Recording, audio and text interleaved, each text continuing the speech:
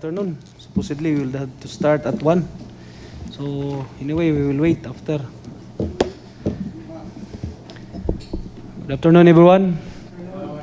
The 102nd regular session of the 8th Sangguniang Panlungsod of Malaybalay, October 5, 2021, 1 p.m. is hereby called to order.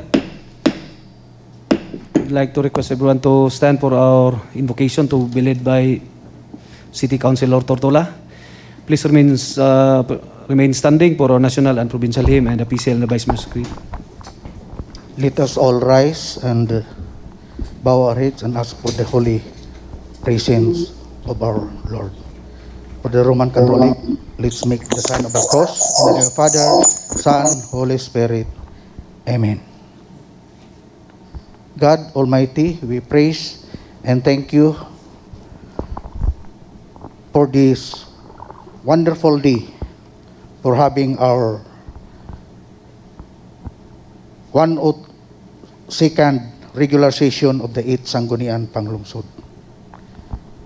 We ask your guidance and wisdom that we can serve our constituent for the better, good, and for the best of the majority of our constituents. Lord, bless us all here today present, our colleagues who are online, especially our presiding officer, Honorable Jiwarin Pabiryaran, that we will be safe despite of our existing situation of this pandemic. God, work is your noble gift to us, a call to reach new heights by using our talents for the good of all. Guide and assist us today as we will work together and teach us to live in the spirit of honesty, integrity, and righteousness. All this we pray in Jesus' name. Amen. In the name of Father, Son, Holy Spirit. Amen. Mga kababayan, ang pambansang awit ng Pilipinas.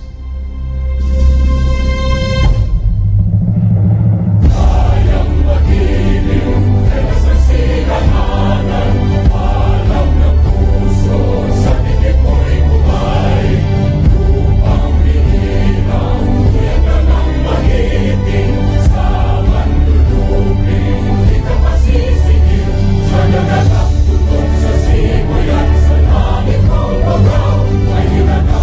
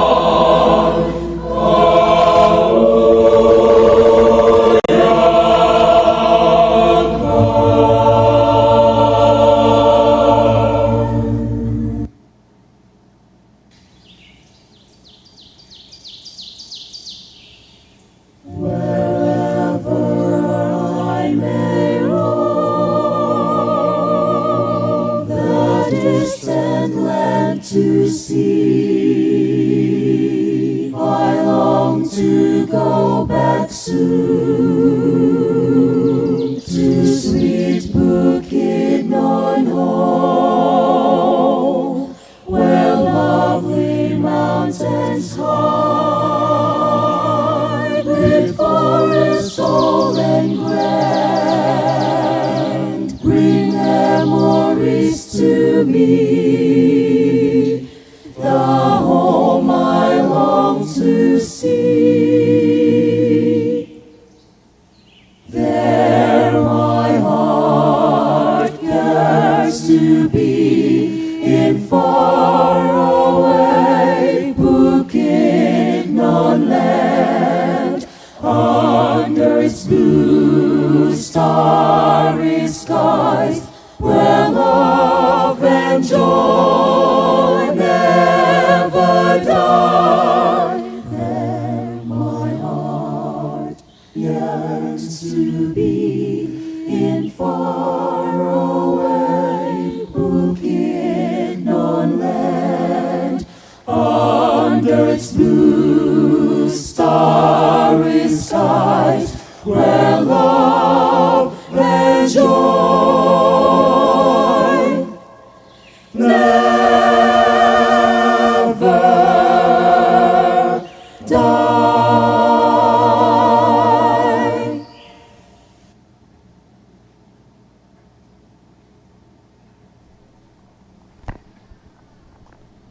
Fellow councilors, please raise your right hand and we will recite the Philippine Councilors' Creed all together.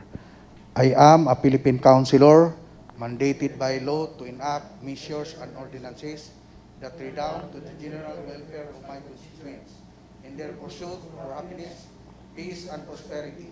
I believe in public service above self as the guiding principle of my official act, and as I tread the pathways of local legislation, may the Almighty guide my mind and heart, that I shall be true to my constituents and the Filipino people.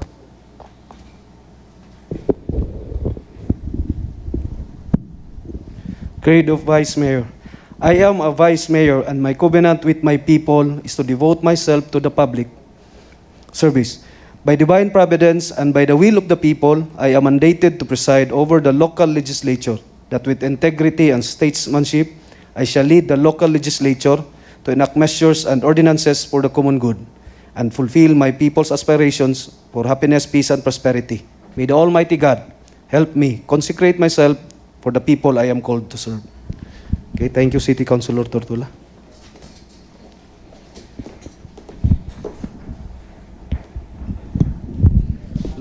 Like to request the Secretariat to please call the roll.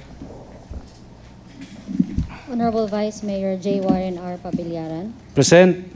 Honorable Councilor Estelito R. Marabe. Honorable Councilor Nico P. Aldeguer.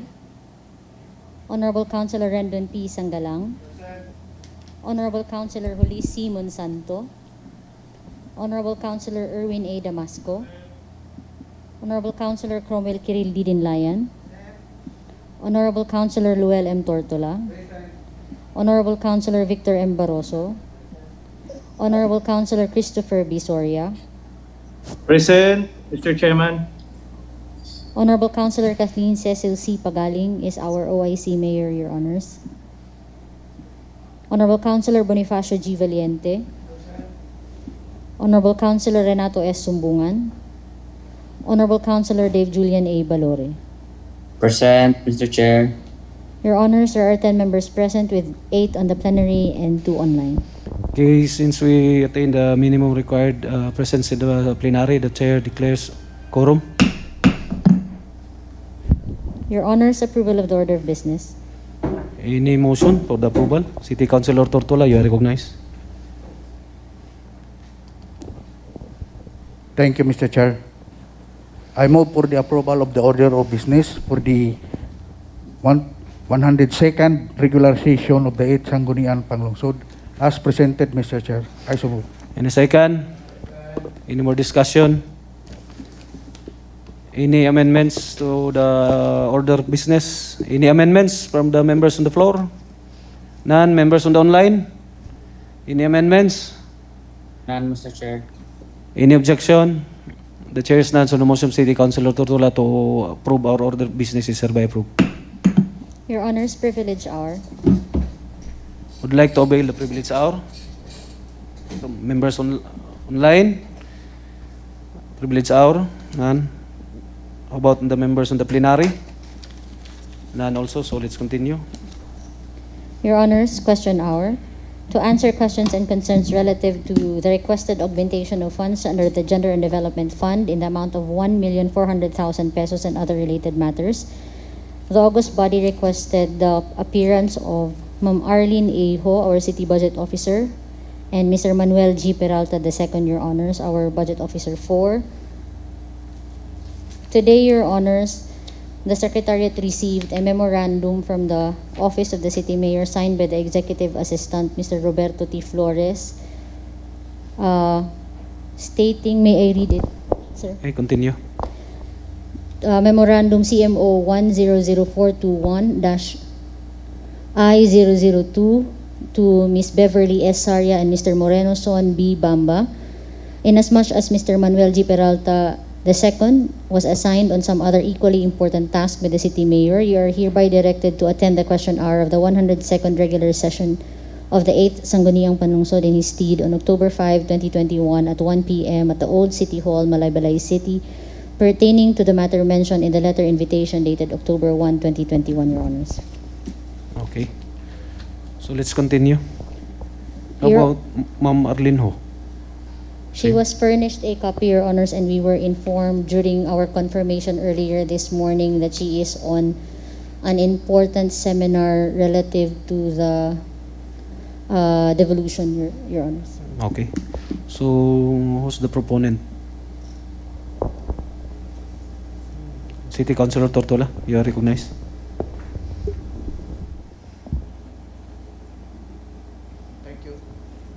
Thank you, Mr. Chair. As discussed and agreed last session, Mr. Chair, that there's a need to invite our budget office to answer concerns relative to the augmentation of 1.4 million under the provision of educational assistance to the provision of city scholarship program. There are issues and concerns that need to be clarified. One of the question is raised up is what is the need that we will augment city scholars program, where in fact there are still plenty of regular students clamoring for educational assistance. And what is the difference of these two accounts? Provision to educational assistance, undergrad, and provision to city scholarship program. With that, Mr. Chair, we come up that we will invite our guest today, which due to some problem, the send us representative, Mr. Chair. And for that, in order to accommodate non-speaking guests within our chamber, I move to suspend the House rule, Mr. Chair. Any second? Any more discussion? Any objection? The chair stands on the motion of City Councilor Tortola to suspend the House rules in order to accommodate non-members to speak before the council is hereby approved. So at this juncture, the presiding officer would like to request Ma'am Saria and Ma'am Sir Bamba to come here in front.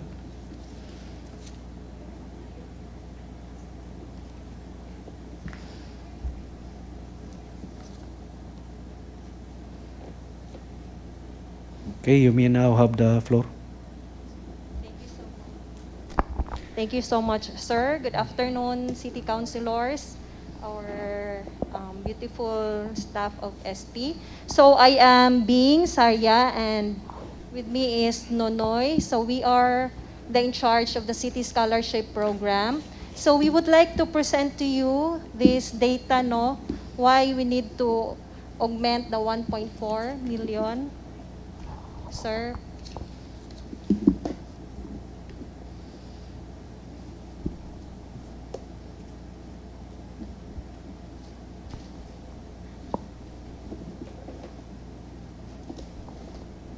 Okay, the Malay-Balay City Scholarship Program.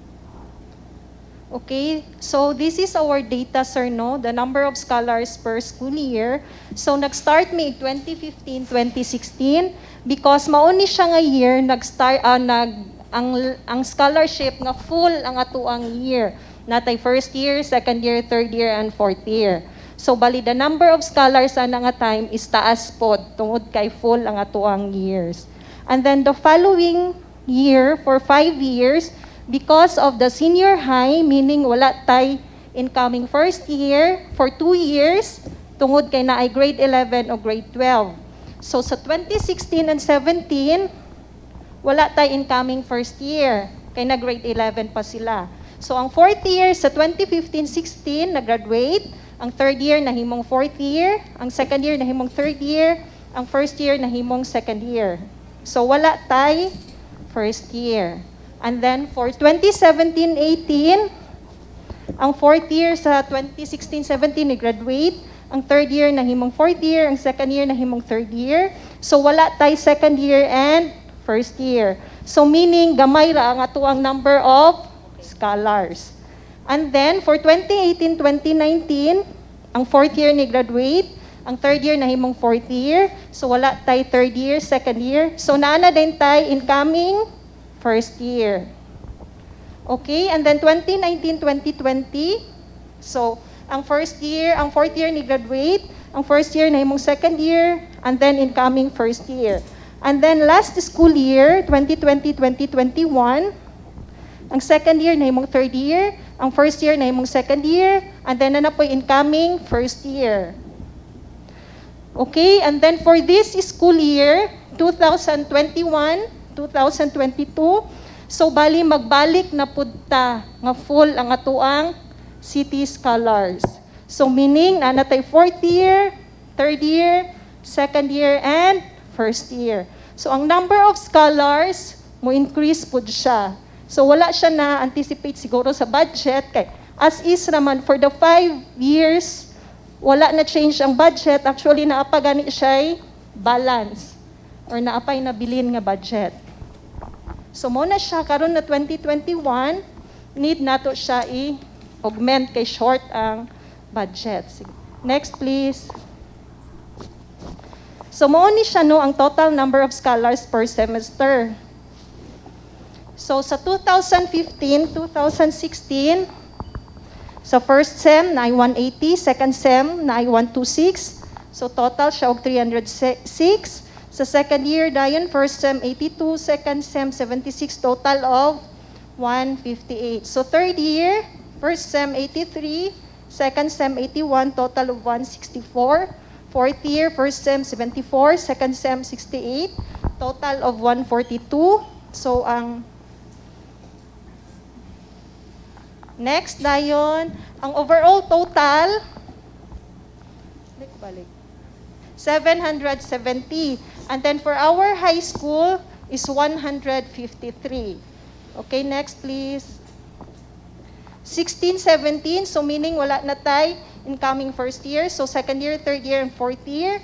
Ang total sa first SEM, sa second year, 105, second SEM, 91, total of 196. Third year, first SEM 72, second SEM 66, so total of 138. Fourth year, first SEM 73, second SEM 70, total of 148. So 477 siya in 1 year.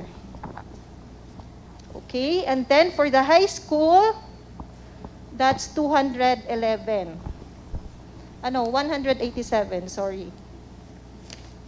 Next is, and then for 2017-2018, first SEM 83, second SEM 74, total 157 for fourth year. First SEM 56, second SEM 44, total of 100. And then for school year 2018-2019, first year, first SEM 191, second SEM 157, total of 348. And then for fourth year, first SEM 75, second SEM 70, so a total of 145. Okay, for high school 2017-2018, that's 211. And then 2018-2019, that's 238. Next, please. And then for 2019-2020, first year, first SEM 229, second SEM 163, total of 392. And then for second year, first SEM 159, second SEM 134, total of 298. And then for 2020-2021, so that's last school year, we have first year, second year, and third year. First SEM sa first year is 227, second SEM 183, total of 410. And then for second year, first SEM 149, second SEM 126, total of 275. For third year, first SEM 124, second SEM 107, total of 231. For high school, that's 265.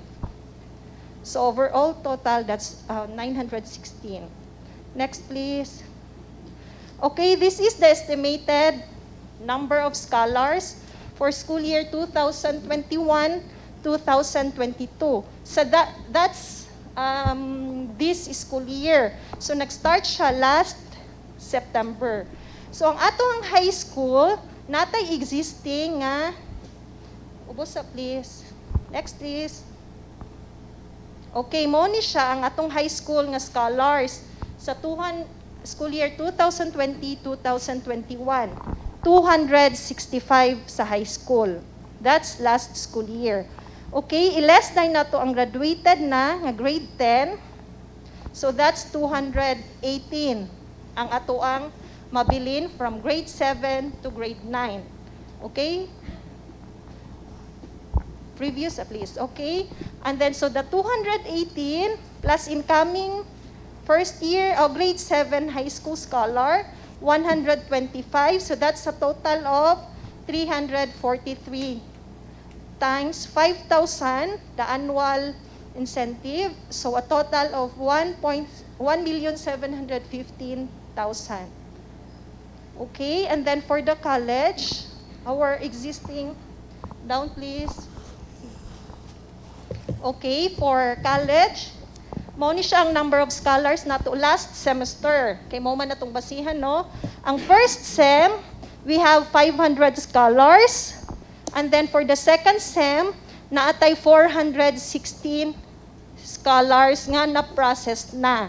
Okay, there are 34 students who notify us nga kulang pa ilahang requirements. Pero gi-count na mo sila. Kay according to Mayor, because of the pandemic, we have to be flexible na bahalag malate lang submit basta kay na-meet gyapon nilang guidelines sa grades, na maintaining grades, dawaton gyapon sila. So 416 plus 34, that's 450. Up, please. Okay, the 450 plus the incoming first year, which is 250, supposedly 230. Pero this school year, giano ni Mayor nga nag-add taw 20 ka IP, so that's total of 200 incoming first year.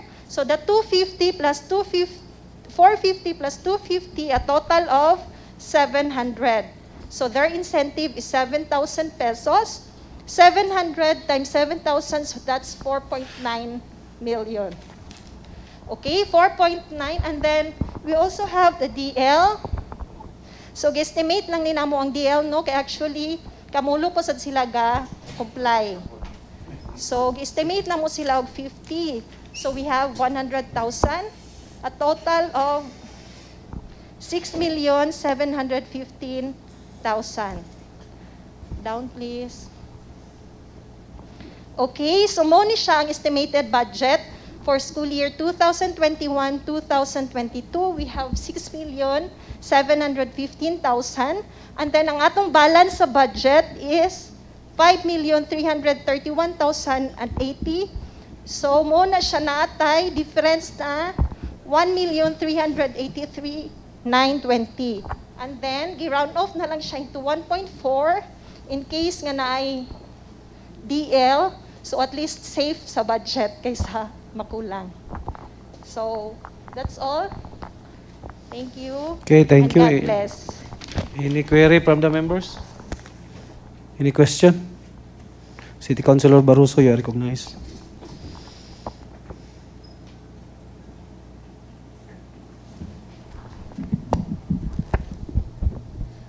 Thank you, Mr. Chairman, Honorable Vice Mayor, colleagues, and our resource person. You are talking about a scholarship program. Could you specify what are the specific expenses for this scholarship program? How was it spent? Per scholar, sir? Or The scholarship program, what are the specific expenses? per scholar? You mean per As the whole. scholar? As the whole? Oh, okay, sir. In high school, per scholar will receive 5,000 pesos per year. So that's per year. They have to maintain a grade, sir. Dapat no line of 7, meaning no grade below 80 per subject to maintain the scholarship up to grade 10.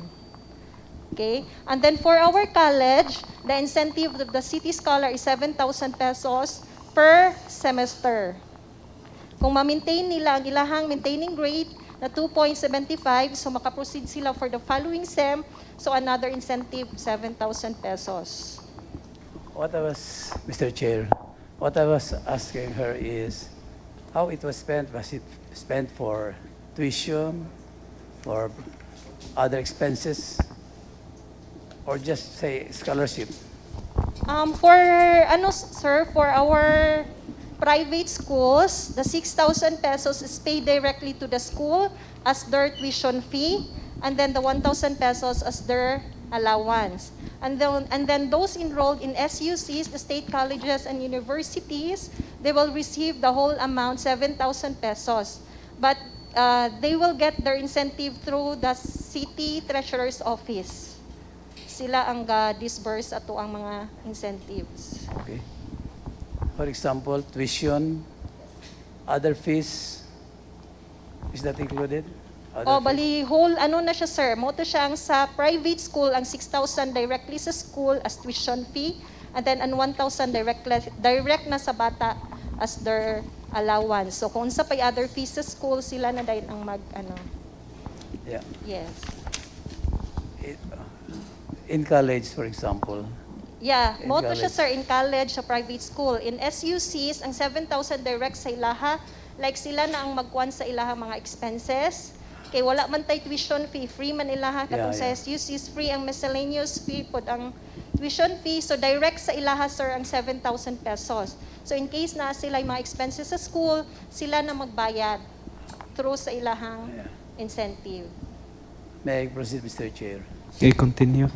I ask this because we have just approved an ordinance providing financial assistance to tertiary education students. Yes, sir. So, will this assistance be in addition to the scholarship program that you have now? You said 6,000, no? 7,000, sir. 7,000 Yes, for sir. college students. Now, in that ordinance, I presume it's about for every student, additional of around 2,500 a month. Will that be in addition to the 7,000 that they're receiving? Maybe, sir, it depends kung say ni Mayor, if actually, the 7,000 pesos was, gikuan na to siya diri sa SP last 2018. Katong nag-start na wala na tayo miscellaneous. And we have the resolution, Resolution 2018 regarding sa allowance na 7,000. That's all, Mr. Chair. Okay, thank you, City Councilor Baruso. City Councilor Tortola.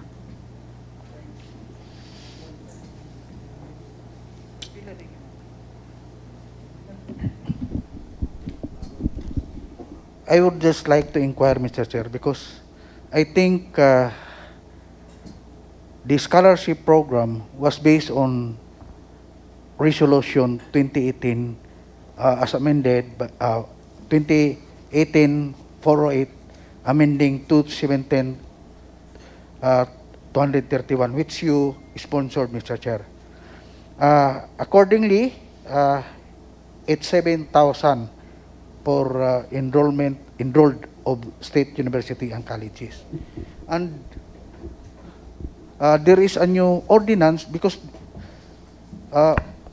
the one proposed by, or one who's approved ordinance is authored by Honorable Vic Barroso. So we would just like to clear what is really the amount of our scholarship program. Then second, Mr. Chair, because I just want to say also, because under the resolution, the Dean Lister will receive 2,000. Is that 2,000? You adapt already the 2018. Yes, sir. That's already adopted. 2,000 pesos per Dean's Lister per semester for DL. For Dean's Lister. Okay. What I'm concerned now is the ordinance of Honorable Barroso, which is the scholarship of the tripartite. That's all, Mr. Chair. Okay, thank you, City Councilor Tortola. Any other? City Councilor Sanggalang, you are recognized. The Chair recognizes City Councilor Aldeguer, ma'am, Madam Secretary. Thank you, Mr. Chair. Actually, this is just a clarification from the statement of Honorable Tortola about the recently approved ordinance giving allowances to IP students. So it was not really a scholarship grant. This is a separate one. Grades and performance. So this is separate. That's all, Mr. Chair. Okay, thank you, City Councilor Sanggalang. Any other? None? City Councilor Dinlayan, you are recognized.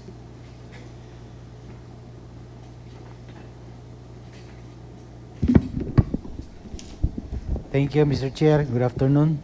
Good afternoon. To our presiding officer, likewise to my distinguished colleagues and to our resource person, Ma'am Bing Saria, a good friend of mine.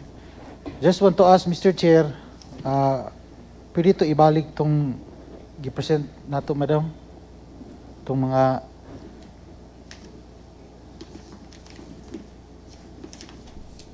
forward. Kani. Ipadako lang, Ploy.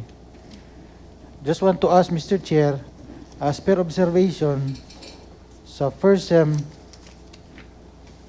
dako kay daghan ang enrollee. For the second sem, mogamay siya. My question, Mr. Chair, what is the reason behind nga ni gamay? Okay. Can I answer, sir? Okay, may respond. Because we have a maintaining grade, sir, which is 2.75 per subject. So there are students na wala nila na maintain, so they got stressed. So once they got stressed, automatic, ma-disqualified na sila for the following semester. And then, ang uban sad, some students were got married, nagminyo, so wala na nagtiwas og eskwela. So, nga na ang mga reasons, sir, nga nung the following semester, murag gamay gid ang number of scholars. So meaning to say, general rule, mo-maintain sila og grado. Yes, sir. Otherwise, dili nila mapadayon ng Yes, scholarship. sir. Is there any exception to that? I think wala, sir, because that's our guidelines ever since. So we have the guidelines to follow. Mo gid siya ang guidelines. Okay, follow-up question, Mr. Chair. Okay, continue. Just to enlighten our constituents, what are the general requirements before you can avail this scholarship? Okay, sir. I have here for college.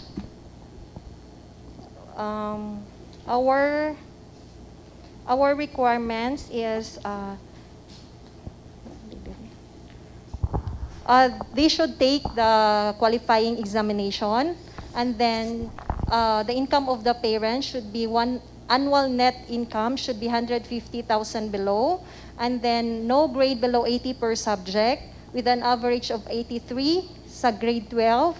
So mo na siyang basic resident of Malaybalay, and then 21 years old below. Mo na siya to ang basic na mga requirements For grade 12, for incoming college. incoming, natay high school po. Yes, we also have, sir. How about the requirements? The requirements is resident of Malaybalay gihapon siya.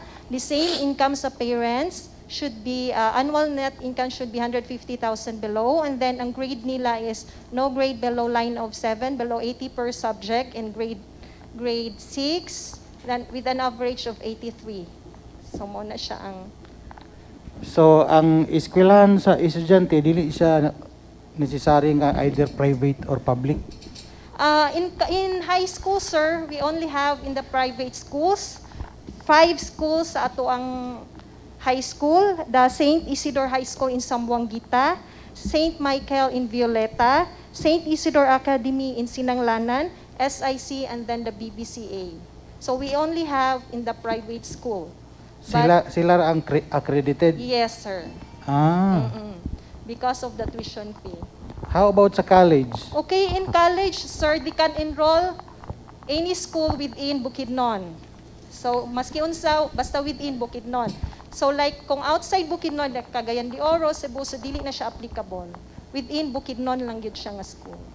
Either public or private? Yes, sir. Private, SUCs or private.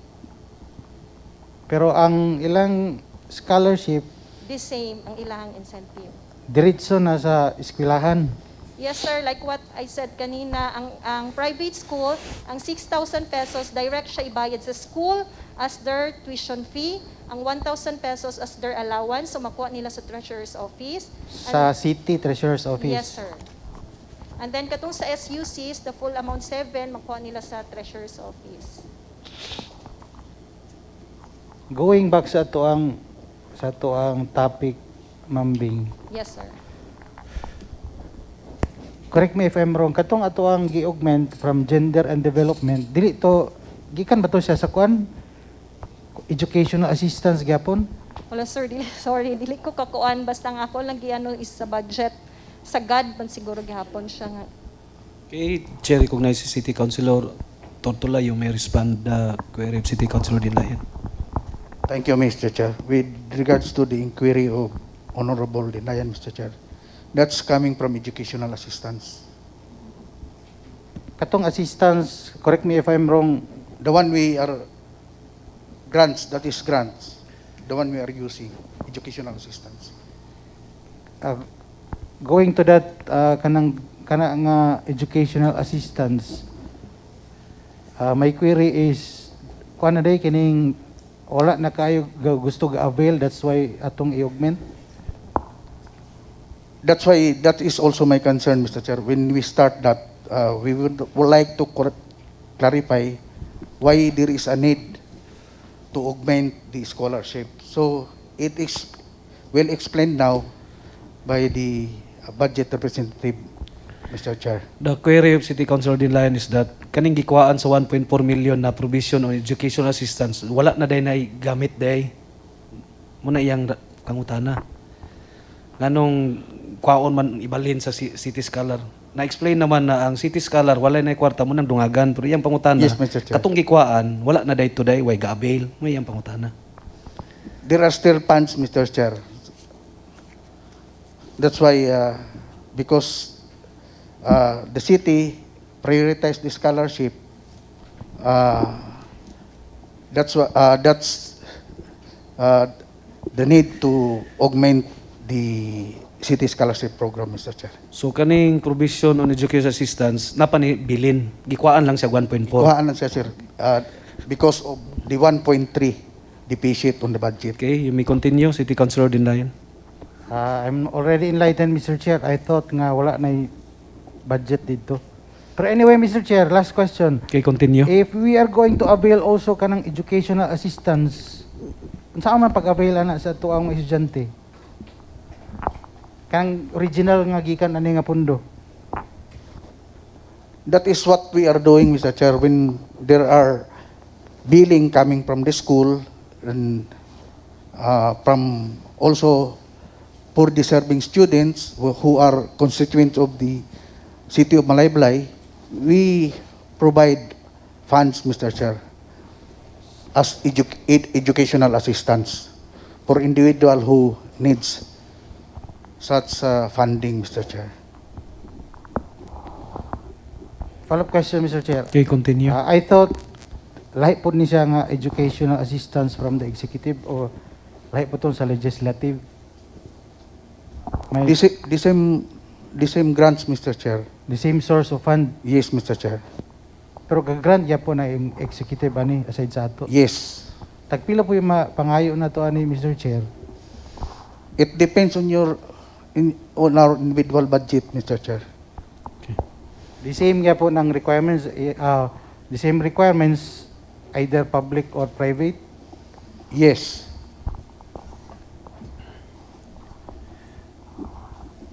Yes, the same. Sa Child ato, educational assistance. Sa ato sa legislative mo bagyapon nga makahatag tag assistance either public or private ra gyud. Private ra kay wala scholars naman ang most of the public schools are already free. So our students here in Malaybalay can also avail the said educational assistance not only from this august body but also with the local chief executive, Yes. specifically from Mambing in charge. Am I right, Mambing? Any response, ma'am? Sir? Sa imong opisina kining educational scholarship na po'y educational assistance. Yes, sir. We also have the educational assistance, pero lahi po siya ang in-charge dito, and then limited ra po siya. So, na-cut off, depende man siguro sa budget, pero they're only, hatag lang sila dito sa mga private schools. Ang public wala, kay wala may tuition fees.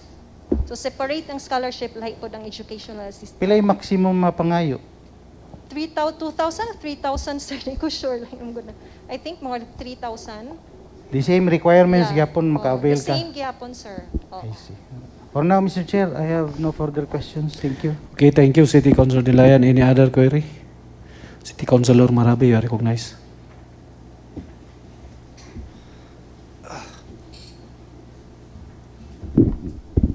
Thank you, Mr. Chair. To our resource person for clarification, ma'am. How do you determine the number of scholars per year or per sem per year? Per year, sir, we have 125 for incoming grade 7. Fixed na siya, sir. And then for our college, 230. Pero this year, motong gikuano ni Mayor, nga gihimon niya og 250 this school year for incoming first year. So fixed yun na siya, sir, and they have to maintain it up to 4th year na dayon siya. Okay. So, as you mentioned, how many is that for first year? 250. Yes. Okay. If you have applicants and you have examinations, Yes. entrance examinations, and if 300 will pass, No, sir. Every school, so we conducted the exam Yeah. sa Tanan Senior High School within Malaybalay. Okay. From Busde up to here, the BNHS. So every school na is slots. So ang ato ang 200 kay ang 50 ana is IP. So ang 200 i-prorate tayo nato siya, sir. So every school na agid siya slots. Magdepende sa number of examinees. okay. Yeah. So we have computation, number of examinees times slots, divide total number of examinees. So every school na agid siya. So okay. i-rank dayon nato siya, sir, according to score. So kinsay highest, mo tong top 1, and then next in rank Up na to ta. 200. Yes, sir. No? So in case nga dili mo qualify kay ang income or na line of 7, so next in rank ta, Next sir. in the rank. Okay. Yes, sir. So, if this is 200 on the first sem, no, aside except for the IP, no, on the second sem, kung dili mag-enroll tanan ang 200,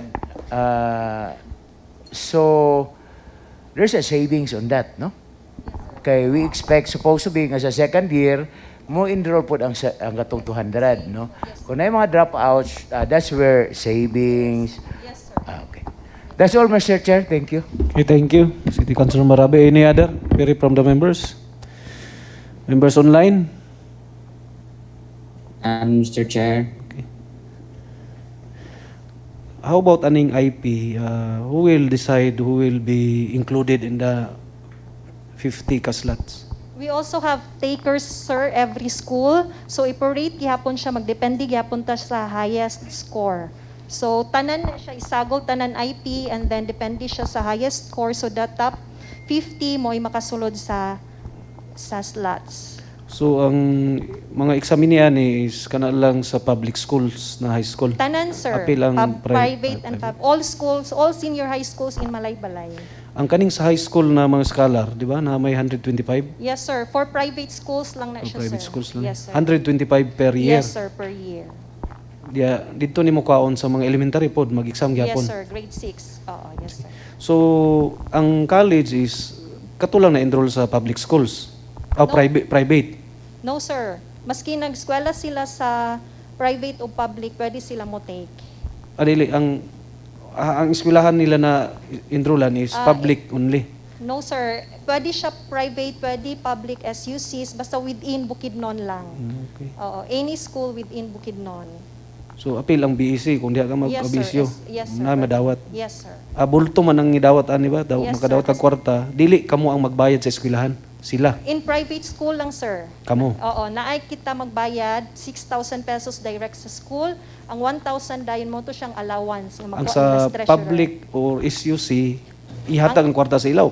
Kita gyapon ng syudad magbayad sa Dili, eskwelahan. sir, sila ang mudawat diretsyo.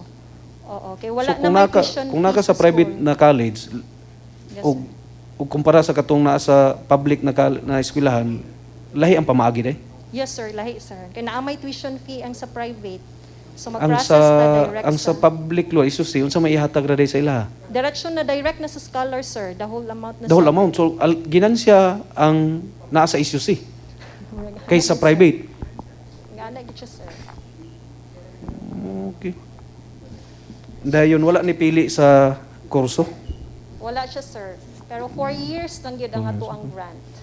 So Regardless of course. depende sa katong nakapasar unsa iyang pilion na course. Yes, sir. Okay. Yes. Okay, that's all. How about other in the online? Yeah. Online members, any query? So if there are no query, so on behalf of the members, Ma'am Saria, thank you for coming. Recess 1 minute. Thank you so much, sir. Thank you so much, Council.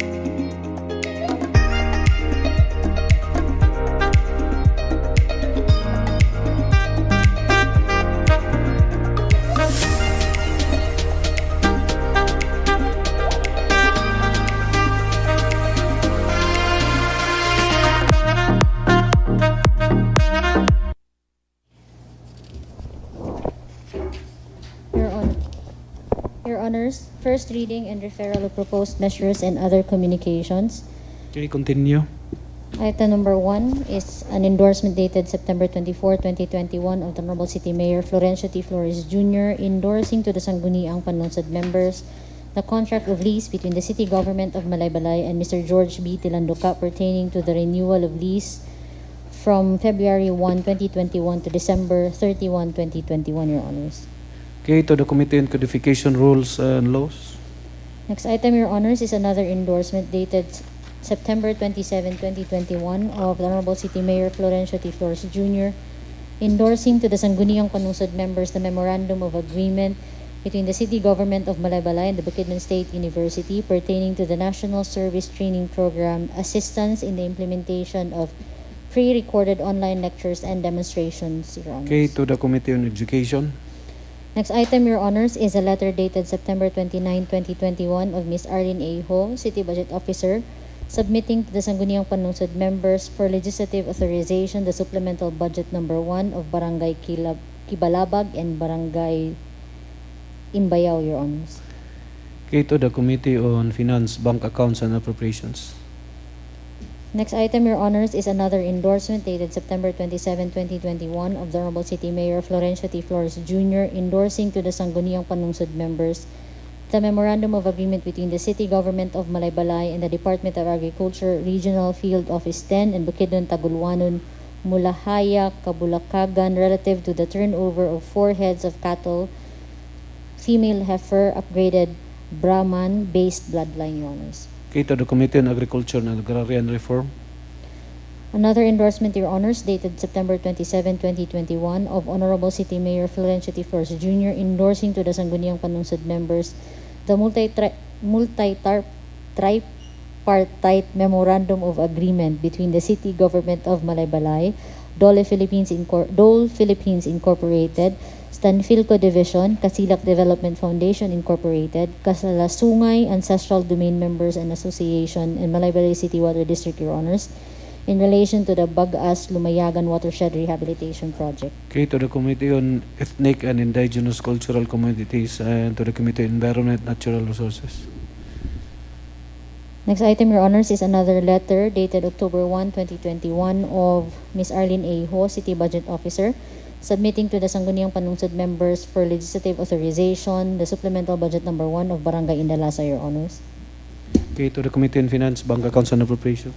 Last item, Your Honors, is an endorsement dated September 24, 2021 of Honorable Florencio T. Flores Jr., City Mayor, endorsing to the Sangguniang Panlungsod Office the Memorandum of Agreement between the Department of Agriculture Regional Office 10, City Government of Malaybalay, and Lunukan Farmers Suiza for the construction of small water impounding project for Lunukan Farmers Suiza located at Barangay Miglamin, Malaybalay City, Your Honors. Okay, to the Committee on Agriculture and Agrarian Reform. Nothing follows, Your Honors.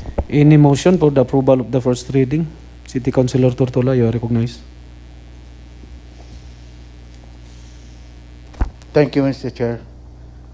I move that the items which has been read and referred will be considered having passed on its first reading. I so move, Mr. Chair. In the second, it has been moved and seconded that we pass the first reading of all the referrals. Any more discussion? Any amendments, objection? The chair stands to the motion of City Councilor Tortola is approved. So ordered. Next item. Your Honors, committee reports. A numbered committee report of the Committee on Finance, Bank Accounts and Appropriations entitled a resolution approving the supplemental budget number 1 of Barangay Miglamin, Your Honors.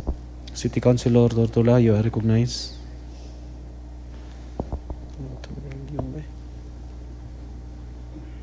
Thank you, Mr. Chair. In behalf of the Committee of Finance, Banking, Accounts and Appropriation, we would like to render our committee report. This is with regards to the supplemental budget number 1 of Barangay Miglamin, duly endorsed by the City Budget Officer, Ms. Arlene Ho, dated September 23, 2021, for legislative authorization. The committee reviewed and discussed the proposed supplemental budget of Barangay Miglamin and ascertained that the said proposed supplemental budget has been prepared in accordance to the budgetary requirements as certified true and correct by the local finance committee, subject to certain condition that disbursement shall be subject to the guidelines, laws, rules, and regulation issuances, auditing rules and regulation in accordance to implementing rules and regulation of Republic Act 7160. With this, I move for the adoption of my committee report. Any second? Any more discussion? Any amendments? Any objection? The chair stands on the motion of City Councilor Tortola is approved. My recommendation, Mr. Chair, I move to suspend the 3 reading rule of our implementing rules and procedure, Mr. Chair. I so move, Mr. Chair. Any second? Any more discussion? Any objection? The chair stands on the motion of City Councilor Tortola to suspend the 3 reading rules is hereby approved. You may continue. With that, Mr. Chair, I move to pass an urgent resolution for legislative approval of the supplemental budget of Barangay Miglamin. I so move, Mr. Chair. In the second? Any more discussion? Any amendments, objection? The chair stands on the motion of City Councilor Tortola to pass an urgent resolution is approved. Since this is on the 3rd reading, those in favor, raise your right hand or say aye. Aye. Unanimously approved. Aye. Thank you also, City Councilor Tortola. Next item, Madam Secretary. Your Honor's calendar of business for the day.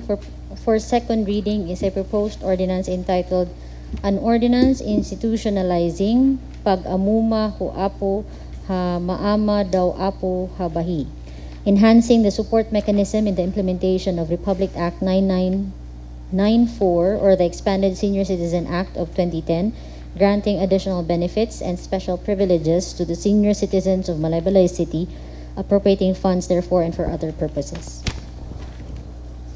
City Councilor Damasco, you are recognized.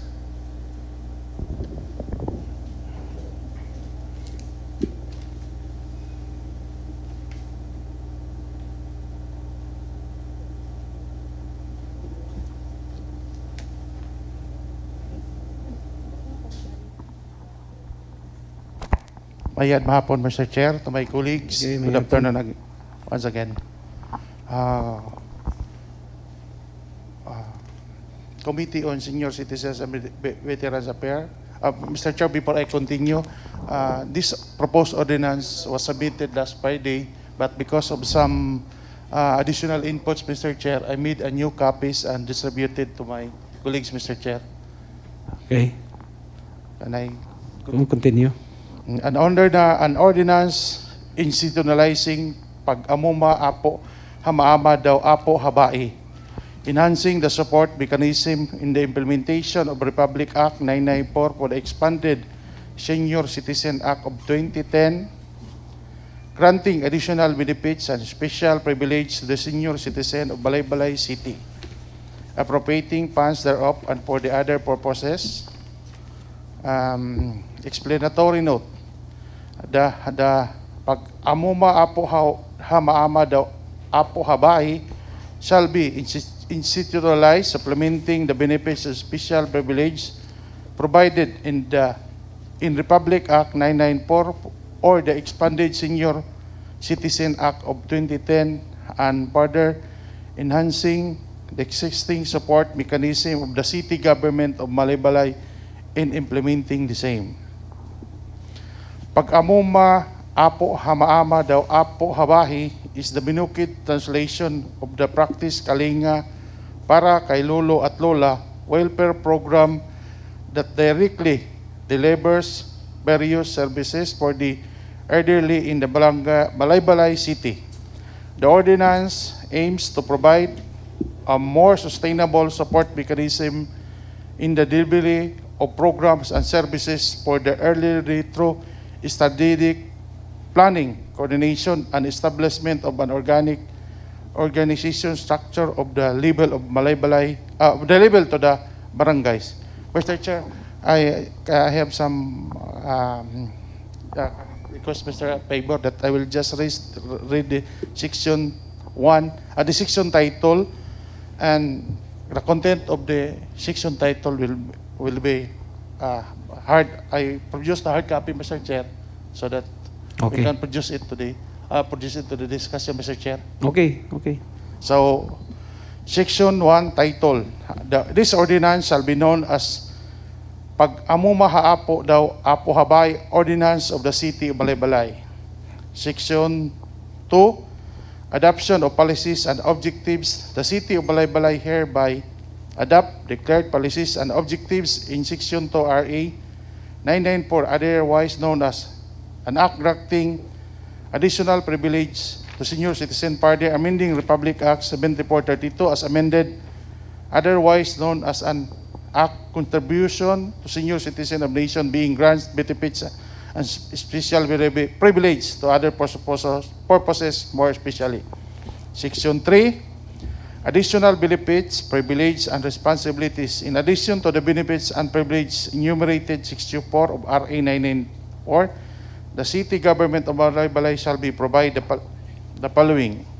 Then, Section 4, institutionalizing pag-amuma apo hamaama daw apo habai program within the first month of beginning of the new administration. The chair of the Sangguniang Panlungsod Committee on Chair Senior Citizens shall conduct a planning workshop covering the next 3 years and submit plan for approval by the Balay-Balay City Federation of Senior Citizen Association, MAC-FESCA. Section 5, creation of the pag-amuma apo maama daw apo apuha bahi in coordinating and monitoring board. Paroles, Section 5 of implementing rules and regulation, IRR 994, there shall be a mechanism of implementation of RA 994 to the known as Pag-amuma apo hamaama daw apo habai coordinating and monitoring board. Section 6, Office of the Senior Citizen Affairs pursuant to RA 94 shall be Office of the Senior Citizens Affairs. And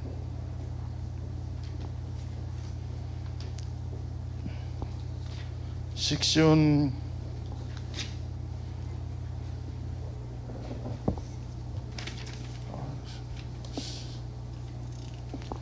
OSCA Trust Fund. There shall be an OSCA Trust Fund created and maintained in the Office of the City Treasurer to provide additional financial or material aid to senior citizens for health care and rehabilitation system for disabled senior citizens and extend assistance to the needs of unprivileged, sick, and incapacitated elderly and give full support to the improvement of well-being of the elderly. Section 7, appropriation. The amount necessary to carry out the provision of this ordinance shall be subject to the ability of funds and shall be included in the annual budget of the following enactment. Section 8, an ordinance shall regulation of part of which are excluded or in conflict with the provision in this ordinance shall be repealed. Section 9, effectively, this ordinance shall become effective 15 days after publication. I move for the adoption of my report, Mr. Chair. Okay, any discussion? Before to continue, Mr. Chair, I would like to request Councilor Lico Adigar to discuss more this proposal. Is one of the author of this proposal, the ordinance, Mr. Chair. Okay, City Councilor Aldeguer, you are recognized.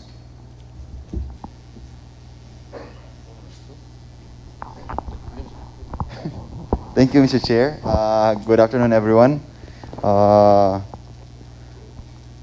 we on the discussion period, Mr. Chair? Yes. Before that, Mr. Chair, I would like to suspend the House rules, particularly on the non-members of this august body to speak, Mr. Chair. Still suspended.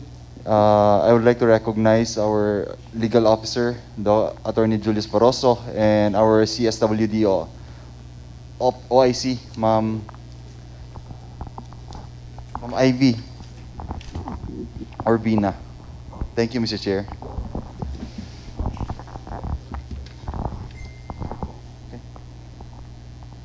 Okay, continue.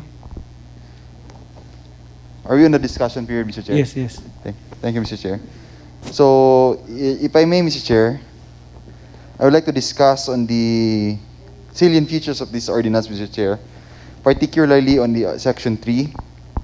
Additional benefits, privileges, responsibilities, in addition to the benefits and privileges enumerated in Section 4 of Republic Act 9994 of the City Government of Malaybalay shall provide the following. A. All senior citizens registered with the Office of Senior Citizens Affairs, or OSCA, shall be entitled to the following benefits and privileges. Number 1, comfortable seats in local public conveyances. Number 2, 20% discount to all local public conveyances. Number 3, priority in services in drugstores, restaurants, groceries, markets, and etc. Number 4, free healthcare and dental services at the City Health Office, including discounted 50% to all laboratory charges. Number 5, auxiliary support services, provision of wheelchair, prosthetics, and other mobility devices to senior citizens with disability. Number 6, quarterly financial and medical assistance to those senior citizens undergoing. For a while, Mr. Chair. Lahi akong kopya na dala, Mr. Chair. Okay.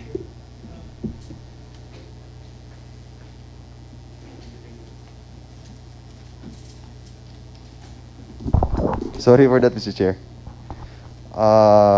Again, auxiliary support services, provision of wheelchair, prosthetics, and other mobility devices to senior citizens with disability. Number 6, quarterly financial and medical assistance in the amount of 20,000 pesos to those senior citizens undergoing cancer treatment and dialysis. And number 7, additional financial assistance of 5,000 pesos to the family for the death of the affiliated senior citizen. Letter B, in this regard, the management of establishments and operators of public conveyances shall assume the following responsibilities. Number 1, where customers must queue for service, as in fast food centers or payment counters, to provide marked lanes that shall be give priority to senior citizens. Number 2, in restaurants and motorellas, tricycles and multicabs, jeepneys and other PUBs, to reserve seats most convenient to entrance and exit or for embarking and disembarking. Number 3, in dealing with senior citizens, to extend the utmost patience and due respect. Letter C, senior citizen registered with OSCA with an age of 70 years old and above shall be entitled to a monthly lifetime pension as per Ordinance Number 936, Series of 2020, as amended, or an ordinance granting monthly pension to senior citizens of 70 years old and above. Letter D, abandoned and neglected senior citizens registered with OSCA shall be granted monthly financial assistance for food subsidy. Letter E, beginning January 2022, after their 90th birthday, all indigent senior citizens registered in the OSCA shall be provided with a lifetime monthly health food supplement allowance in the amount of 1,000 pesos as care for qualified near centenarians. Letter F, supplementary to the 100,000 pesos centenarian gift from the national government as provided by Republic Act 10868 or the Centenarians Act of 2016, the City of Malaybalay shall grant 50,000 pesos as one-time incentive to each qualified senior citizen registered in the OSCA. On the occasion of his or her 100th birthday, a plaque of recognition shall be awarded to him or her, or to his or her nearest surviving relative in an appropriate ceremony on the National Respect for Centenarians Day in October. Letter G, the grant of financial assistance and or monetary benefits shall be all subject to the guidelines and standards, qualifications, requirements of the City Social Welfare and Development Office, subject to the availability of funds and existing accounting and auditing rules and regulations. Section 4, Mr. Chair, institutionalizing pag-amuma ho apo ha, maama daw apo na bahi program. Within the first month of the beginning of the new administration, the Chair of the SANGGUNIANG PANLUNGSOD Committee on Senior Citizens shall conduct a planning workshop covering the next 3 years and submit its plan for approval by the Malaybalay City Federation of Senior Citizens or MACPESCA. Letter A, the workshop output shall include the 3-year general objectives, 3 yearly specific objectives with their corresponding strategies and activities and budgetary requirements and provisions for evaluation. Letter B, the planning workshop shall involve the chair and the SP member of the SP Committee of Senior Citizens. Number 2, the Social Welfare and Development Officer. Number 3, the Office of the Senior Citizens Affairs. Number 4, the MACPESCA President. Letter C, the Senior Citizens Stakeholders Assembly shall be composed of the chair of SP Committee on the Senior Citizens as the convener and chair, and as members, all members of the planning workshop, the OSCA, the Social Welfare Development Officer, and the MACPESCA President, and all 46 presidents of the Barangay Senior Citizens Association and the president of the Liga ng mga Barangay. It will be called the Senior Citizens Stakeholders Assembly, Mr. Chair. Letter D, the SP Chair, the CSWDO, the OSCA Head, MACPESCA President shall consolidate a 3-year plan and recommendations to be approved by the SCSA for inclusion in the executive and legislative agenda or ELA and eventually approval by the Sangguniang Panlungsod and the City Mayor. Alternative provision, Mr. Chair. Within the first month after the assumption of the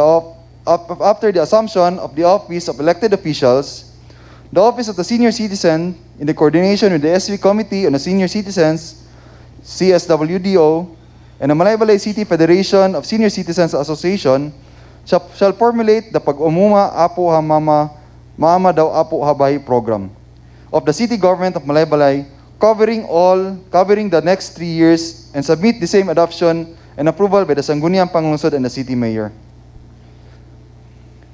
Section 5, Mr. Chair, creation of Pag-amuma Ho Apo Ha Mama Daw Apo Habahi, Coordinating and Monitoring Board. Per Rule 8, Section 5 of Implementing Rules and Regulations of RA 9994, there shall be a mechanism on the implementation of Republic Act 9994 to be known as the Pag-amuma Ho Apo Ha Maama Daw Apo Nabahi Coordinating and Monitoring Board. A, the board shall compose of the City Mayor as chair and the CSWD as the co-chair, and as members, OSCA Head, MACPESCA President, the chair of the SP Committee on Senior Citizens, and the Community Affairs Division Head of the Office of the City Mayor. The OSCA shall serve as a secretariat to the board. The board shall have the following duties and functions. Number 1, to monitor the efficient and uniform implementation of Republic Act 9994 and other issuances and ordinances on senior citizen. Number 2, to recommend effective and innovative approaches and methods to address the emerging concerns of the senior citizens through Pag-amuma Ho Apo Ha Maama Daw Apo Habahi program that intends to consolidate programs and services for the senior citizens in support of the expanded Senior Citizens Act to the 46 barangays of the city of Malaybalay. Number 3, to monitor timely implementation of the 3-year senior citizen plan. Number 4, to assist the Barangay Association of Senior Citizens Affairs in their synchronized elections. Letter C, in the performance of its functions, the board shall meet at least quarterly and also to resolve issues, complaints, and other concerns, if any related to senior citizens affairs. Letter D, the board may use part of the special purpose appropriation for the senior citizens budgeted for operation and implementation of its functions. Letter 6, Section 6, Mr. Chair, it is been given by, it is provided in the Republic Act 9994, so gi-copy lang nato sa ang Office of the Senior Citizens Affairs. So I will move to Section 7, which is the same, Mr. Chair, but I will read to you, Mr. Chair, because there are changes. Section 7, Barangay Associations of Senior Citizens or BASCA, with the exception of Barangay Kasisang, we shall have 2 barangay associations of senior citizen. Baska, there shall be 1 association in each of the other 46 barangays of the city of Malaybalay, and shall hold office in their respective barangay hall. The Malaybalay City Senior Citizens Federation Incorporated shall be recognized as the official umbrella organization of all Baska in the city. Each Baska shall submit its respective punong barangay its annual plans and requests for budgetary assistance from the barangay. The MACPESCA shall collate its own as well as the Baska annual plans and requests to budgetary assistance from the city government and submit the same to OSCA for consideration and accommodation in a time for annual budgeting process in the city government beginning in the August of this year. The president of Baska shall be entitled to receive a monthly honorarium in the amount of 1,000 pesos, and the secretary shall be entitled to receive a monthly honorarium of 500 pesos. Section 8, Penalties and Other Functions. The following acts concerning drug and medicine purchases and considered violations of the ordinance. Number 1, a senior citizen or his or her representative or a person misusing the privileges by A, using several purchase booklets, B, availing of discounts to buy medicines, drugs, medical accessories, and supplies not for the use of the senior citizen, and C, unauthorized use of the identification card of the senior citizen. Number 2, a medical practitioner giving prescription to other persons in the name of senior citizen or giving anomalous prescription. Number 3, retailers and establishments dispensing medicines, A, refusing to grant the full 20% discount and VAT exemption on drug and medicine purchases via credit card. Letter B, making distinction between branded and generic drugs and medicines and giving the 20% discount. Letter C, posting notices and signages telling customers that the availment of 20% discount is limited to cash purchases only. Letter D, limiting discountable drug and medicine purchases to certain weekdays only, such as the senior citizen cannot avail of the 20% discount on the other days.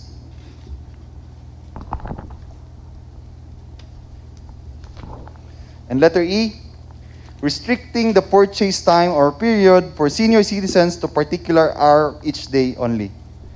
Letter B, the following acts concerning food purchases are considered violations of the provisions of the ordinance. Number 1, pegging a maximum amount of food purchases subject to 20% discount and VAT exemption, and or posting of notice to that effect. Number 2, refusal to grant a discount for credit card payments.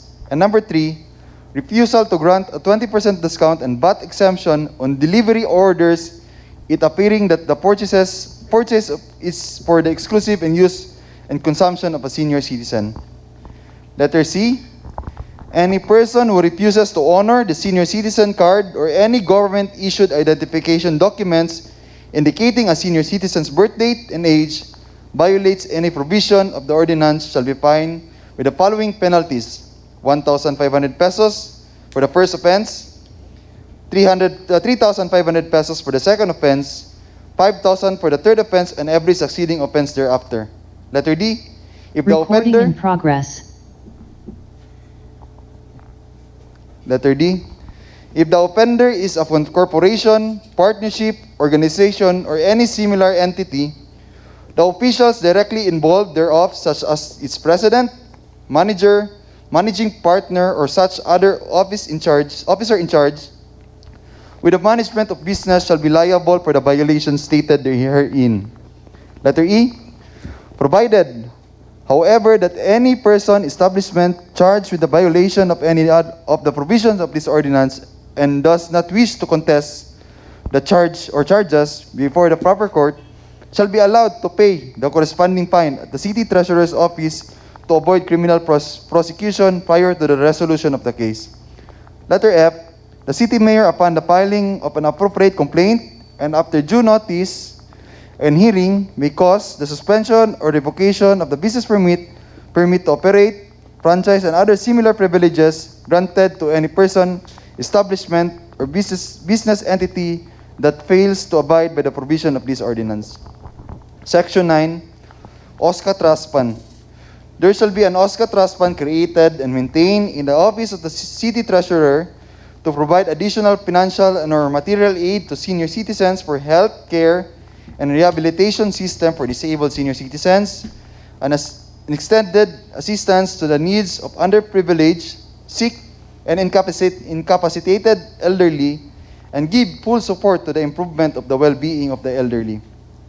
All donations from individuals or institutions' earnings from income-generating activities of the projects undertaken by the OSCA, savings from externally funded activities, and the fines, penalties for the violations of this ordinance, disposal of funds from donations, earnings, savings with unspecified purpose, including the fines, penalties from violations of this ordinance, shall be considered contingency fund of OSCA for its maintenance and operation, and is subject only to the approval of the trust fund trustees. The trust fund shall be managed by the trustees composed of the following: City Mayor, Chairman, Chair of the SP Committee on Senior Citizens, Vice Chair, OSCA, Head Member, City Treasurer's Office, Head Member, Federation President, Member. That's all, Mr. Chair. Okay, thank you, City Councilor Digger. Any query from the members? City Councilor Sanggulang, you are recognized.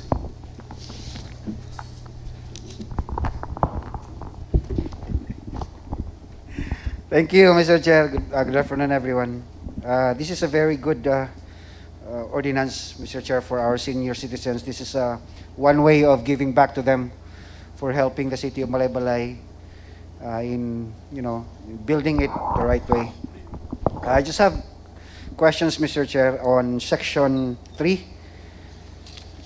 letter A, because there are no definition of terms. I just want to know the definition of comfortable seats in local public conveyance. So, baguhon pa gini sa mga motorela, sa mga multicab, ang ilang lingkuranan to make it more comfortable, or there is another way of doing that? I don't think so, Mr. Chair. I think the proper way to answer that question, Mr. Chair, is just to give the first seat as the priority for senior citizen. Katong pagsulod bitaw gid nila sa bangko mo gi pinakauna para mas dali ilang pagnaog ug pagsakay. Okay, so dili na kinahanglan mo gasto pa ang mga tag-iya sa motorela, multicab, or bisag unsa pa nga utruhon pa nila ang bangko kay katulang yung i-reserve ang katong duol sa entrance ug exit. Yes, that's correct, Mr. Chair. Thank you. Now this number 2, the 20% discount to all local public conveyances, because mura nakabutang naman gyapon ni sa Republic Act 9257 kato Expanded Senior Citizens Act of 2003, Section 4, privileges for the senior citizens, paragraph A, number 5. I just want to know kining mga local public conveyances. We're talking about kining mga motorela nato, kanang mga multicab. Yes, Mr. Chair. How about kanang sa habal-habal? I don't think so, Mr. Chair, because habal-habal is not recognized as a public transport. Technically, mas magagamit tao habal-habal, pero there's no law recognizing them as a PUV or public transport, Mr. Chair. So lisod-sad kayo nato nga ipa-comply sila nga wala pa may balaod nga nag-recognize po sa ila as public transport. So exception ang habal-habal ni ani? I think so, that's correct, Mr. Chair. Alright. May I continue, Mr. Chair? Okay, Number continue. 4, we are giving free health care and dental services at the City Health Office. So, kining free health care, exclusively dito lang ni katong kayhatag sa City Health Office nato. Dili sila free sa mga private hospitals, sa private clinics. Correct, Mr. Chair. Tapos, in continuation, including discounted 50% discount to all laboratory charges.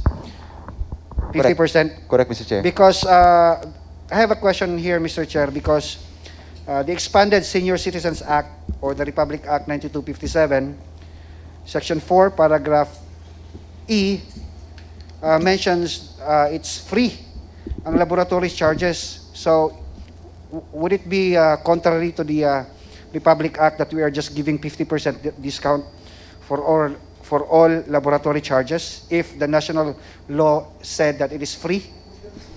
Okay, any response? Okay. Si Attorney Barroso, you are recognized. Good morning, Mr. Chair, Vice. Good morning. Good afternoon. afternoon.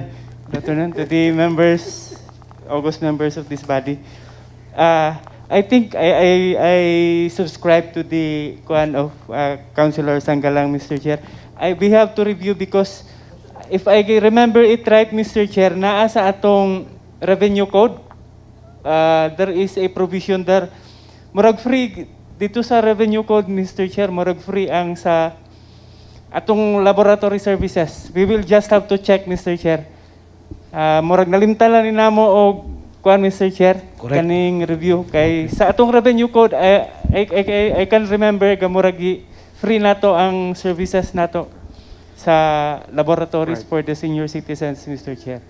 We will just have to review this and make the necessary amendments, Mr. Chair. So it is clear now, Mr. Chair, that it is not just a 50% discount, but it's really free Yes, for all Mr. senior Chair. citizens. In accordance po sa atong revenue code, Mr. Right. Chair. Okay. May I continue, Mr. Chair? Continue. Number 6. Number 7, Mr. Chair. Additional financial assistance of 5,000 pesos to the family for the death of the affiliated senior citizen. Under the Republic Act, which I've mentioned earlier, number 9257, Section 4, letter L, there is a financial assistance, death financial assistance in the amount of 2,000 pesos. So this is in addition to the 2,000 pesos that will be receiving by the family of the deceased senior citizen coming from the national government, kining 5,000 pesos. Correct, Mr. Chair. So all in all, the senior citizen, the family of the senior citizen, in case of death, will receive 7,000 pesos. Yes, Mr. Chair, 5,000 from the city government of Malaybalay. All right.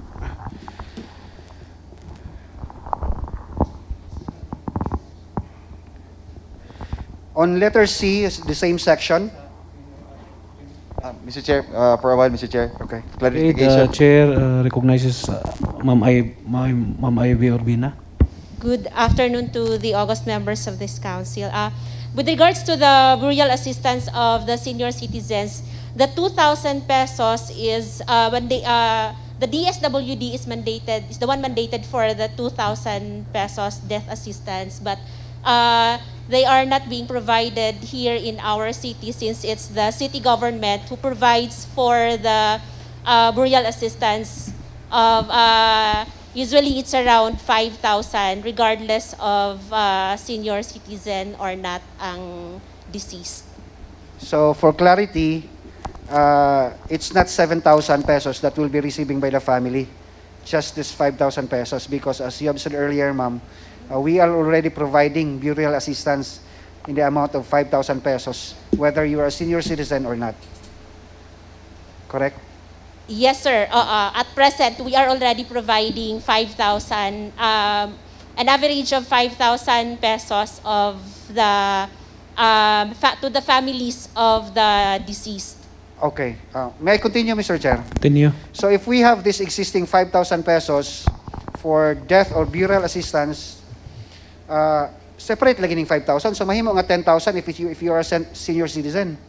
Technically, Mr. Right? Chair, your observation is correct, Mr. Chair, because this additional financial assistance with 5,000 pesos is intended for the senior citizens. That allocation is intended for the general public. So, kaning 5,000 pesos, Mr. Chair, murag nagbuhat og allocation nga intended for additional incentive for our senior citizens. Correct. That's So the main if- purpose, Mr. Chair. So if it is a senior citizen who is a deceased, 5,000 burial assistance plus this one because of the ordinance. Yes, correct, Mr. Chair. Okay. May I continue, Mr. Chair? Continue.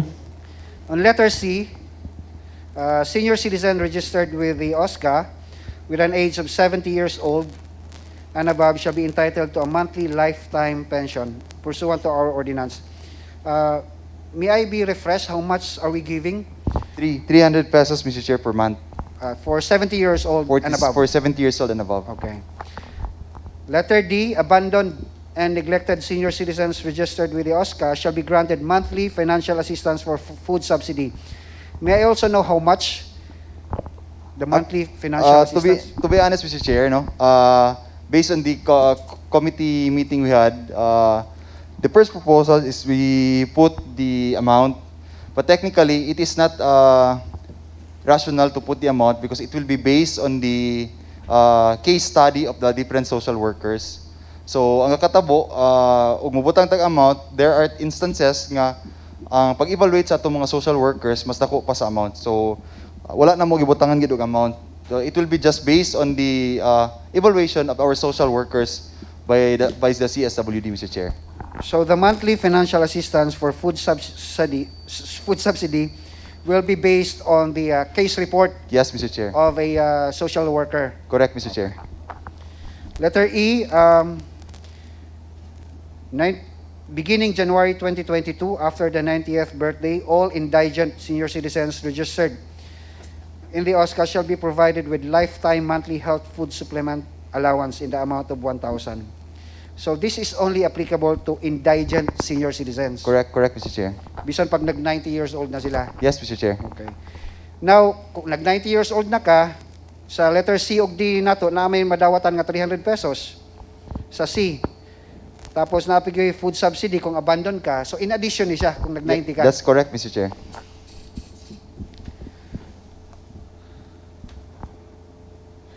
Pag moabot pa ikag 100, according to letter F, na additional nga 50,000 pesos. That's correct, Mr. Chair. Pero kung abandon and neglected ka, makadawat pagyapon ka datong food subsidy. That's correct, Mr. Chair. Or kung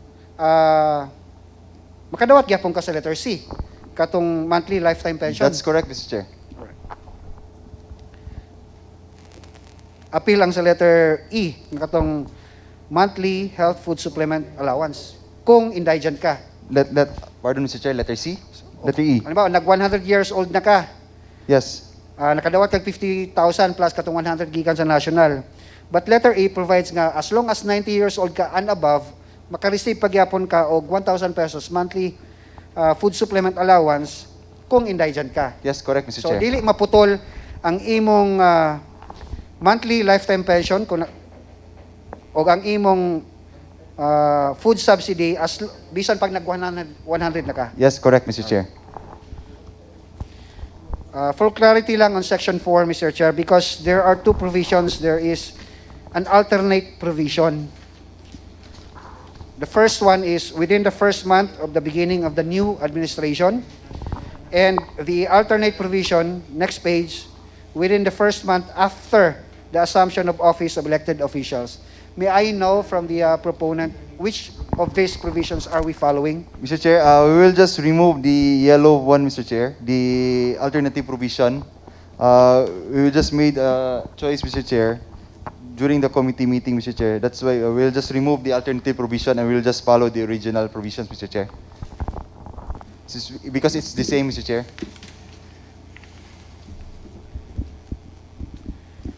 Murag shortcut lang siya ang kuan. But the content, Mr. Chair, is all the same. Okay.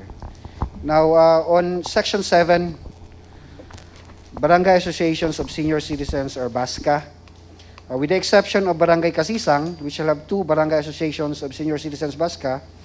My question about Barangay Kasisang, Mr. Chair, how are we going to determine kung is it going to be based on geographical location? Nga magpili tag isa ka senior diha nga lugar o sa diri sa Pikas magpili po tag senior. How are we going to determine these two?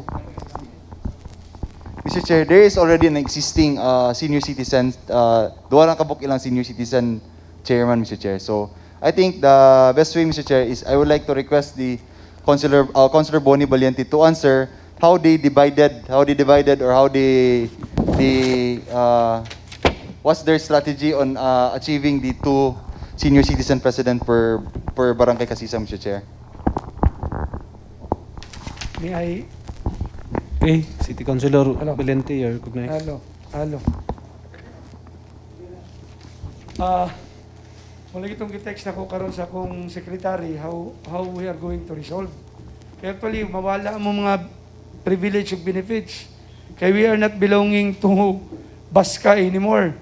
Kay exempted man may. Muna karon ang the best thing nga akong i-resolve, ipatawag na ko ni sila para mahimo gining usa. Kaning duha ka association kay pag-assume na ko sa office, divide na ni daan. Duha na ni ka association ang kasisang. So karon ako nakita tungod ni nga ordinance, it will be a problem sa kasisang karon kay duha man. So the better thing akong buhaton, itapok sila, balik ang duha ka association, mag-select dayon para mausa, para maka-represent me sa 46 barangay, makonsider me membro sa Baska.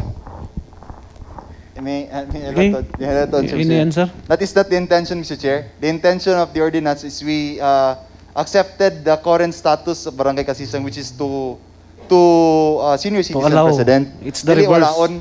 Sige, I-implement it's the reverse. I think the question, Mr. Chair, is giyon sa pag-achieve ang dunganon na duwa o giyon sa Dili walaon. Oh. Sige, Ayaw, anyway. wala akons. Okay Pero ra. ang pinakamayo, kung mao man na, kaya naitabo manggulan ni karon, morning, murag Dili. kung siya tawag na. Ang general rule sa ilang ordinance is that kinahanglan sa isa ka barangay, isa ra ka organization except sa kasisang. Oh, swerte gani mo kay exemption mo. Mo na yan. Dili mo maalanganin. Sige, Then ang query lang ni City Council lang is giunsa nyo pag-divide by sa landing lahi didto or ang senior citizen magpili sa duha. Kay duha man ninyo ka organization, Pero okay. geographical ba ang pag-divide ang sa diri sa main didto siya ug aka na purok or bisan asa ka pumili. Mo na yang query. Actually, sa landing, Mr. Chair, pila ka purok diya nga favored sa residential, sila ra. Oh, Geographical so, wise, gibahin gyud. So kung okay ra, Mr. Chair, nga duha, katong president nila existing. Okay ra. Mo Okay, lagi sige. diri sa Salamat, Mr. Chair. Sabta na. If I may, Mr. Chair, Continue, City the reason Councilor I Sanggulan. ask if it's based on geographical location is because giduha man nato ni tungod sa kadako sa kasisang. So it should be based on geographical location. Kay basin kining parehas nga Baska president is naala sa isa ka purok. Oo. That is why there must be a guideline. How are we going to determine kining duha ka buok nga Baska? Actually, sa observation ako, divide gid siya kay kani karong kaning purok 5 sa city, halos ni dako-dako. Na. Ang mga membro ani kaning yung karong 4-5 gani. So kaning isa ka grupo nga gidala karon ni former kagawad sabi isa o kang kanina sa landing.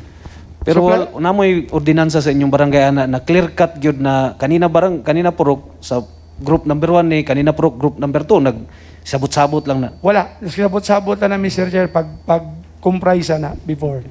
It is my suggestion then, Mr. Chair, that the Honorable Valiente make a guideline because basing mo abot ang panahon nga kininduha nara sa isa ka purok. There must be a guideline, Mr. Chair. Okay. May I continue, Mr. Chair? I'm almost done. Continue. Regarding the penalties in Section 8, because there will be cases to be filed for violators. May I know from the proponent who can file or initiate a complaint? Okay, any response?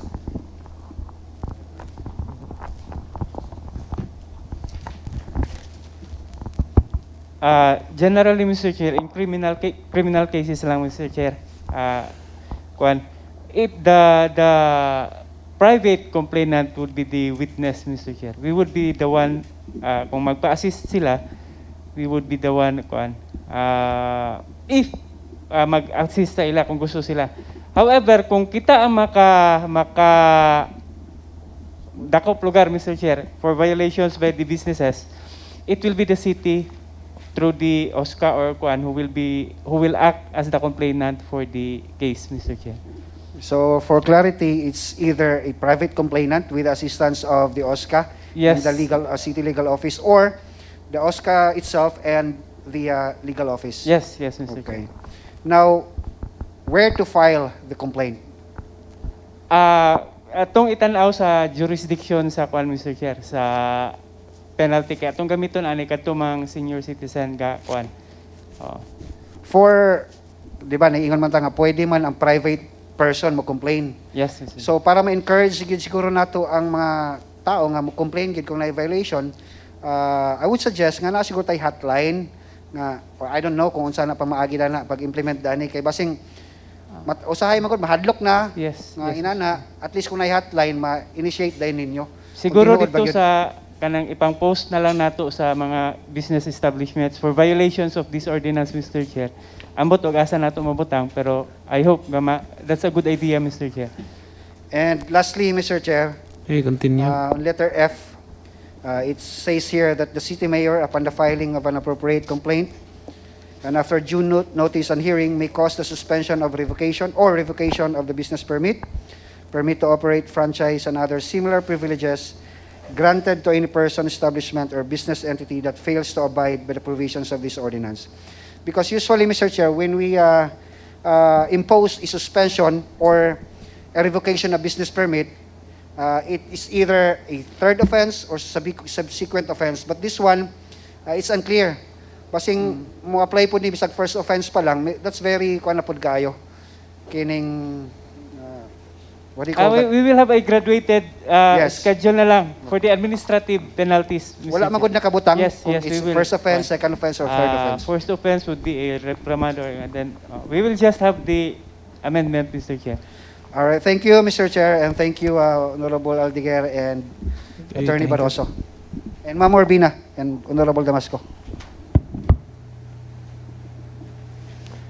Okay, any other? City Councilor Barroso first.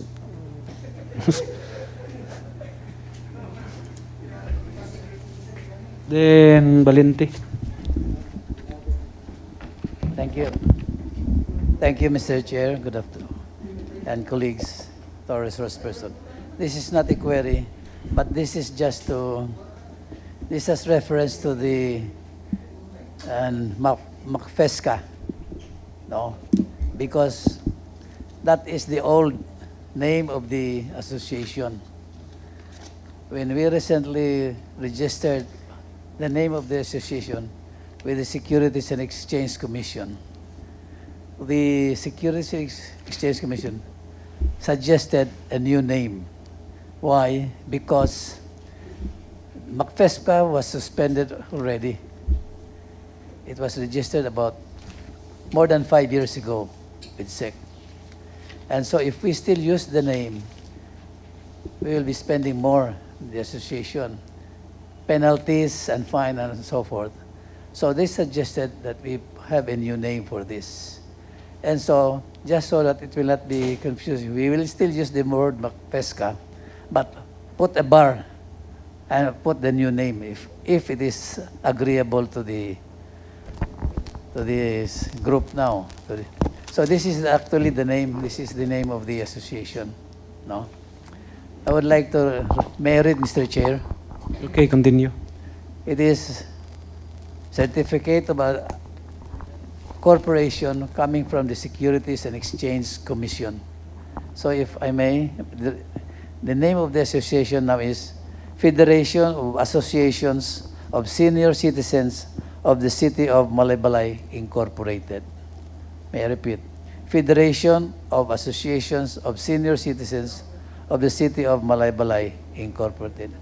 So there's no need to delete the word McFesca. Just put a bar, because I know we are familiar with McFesca, and it's easier to remember. That's all, Mr. Chair. Okay, Thank thank you. you. City Councilor Valente.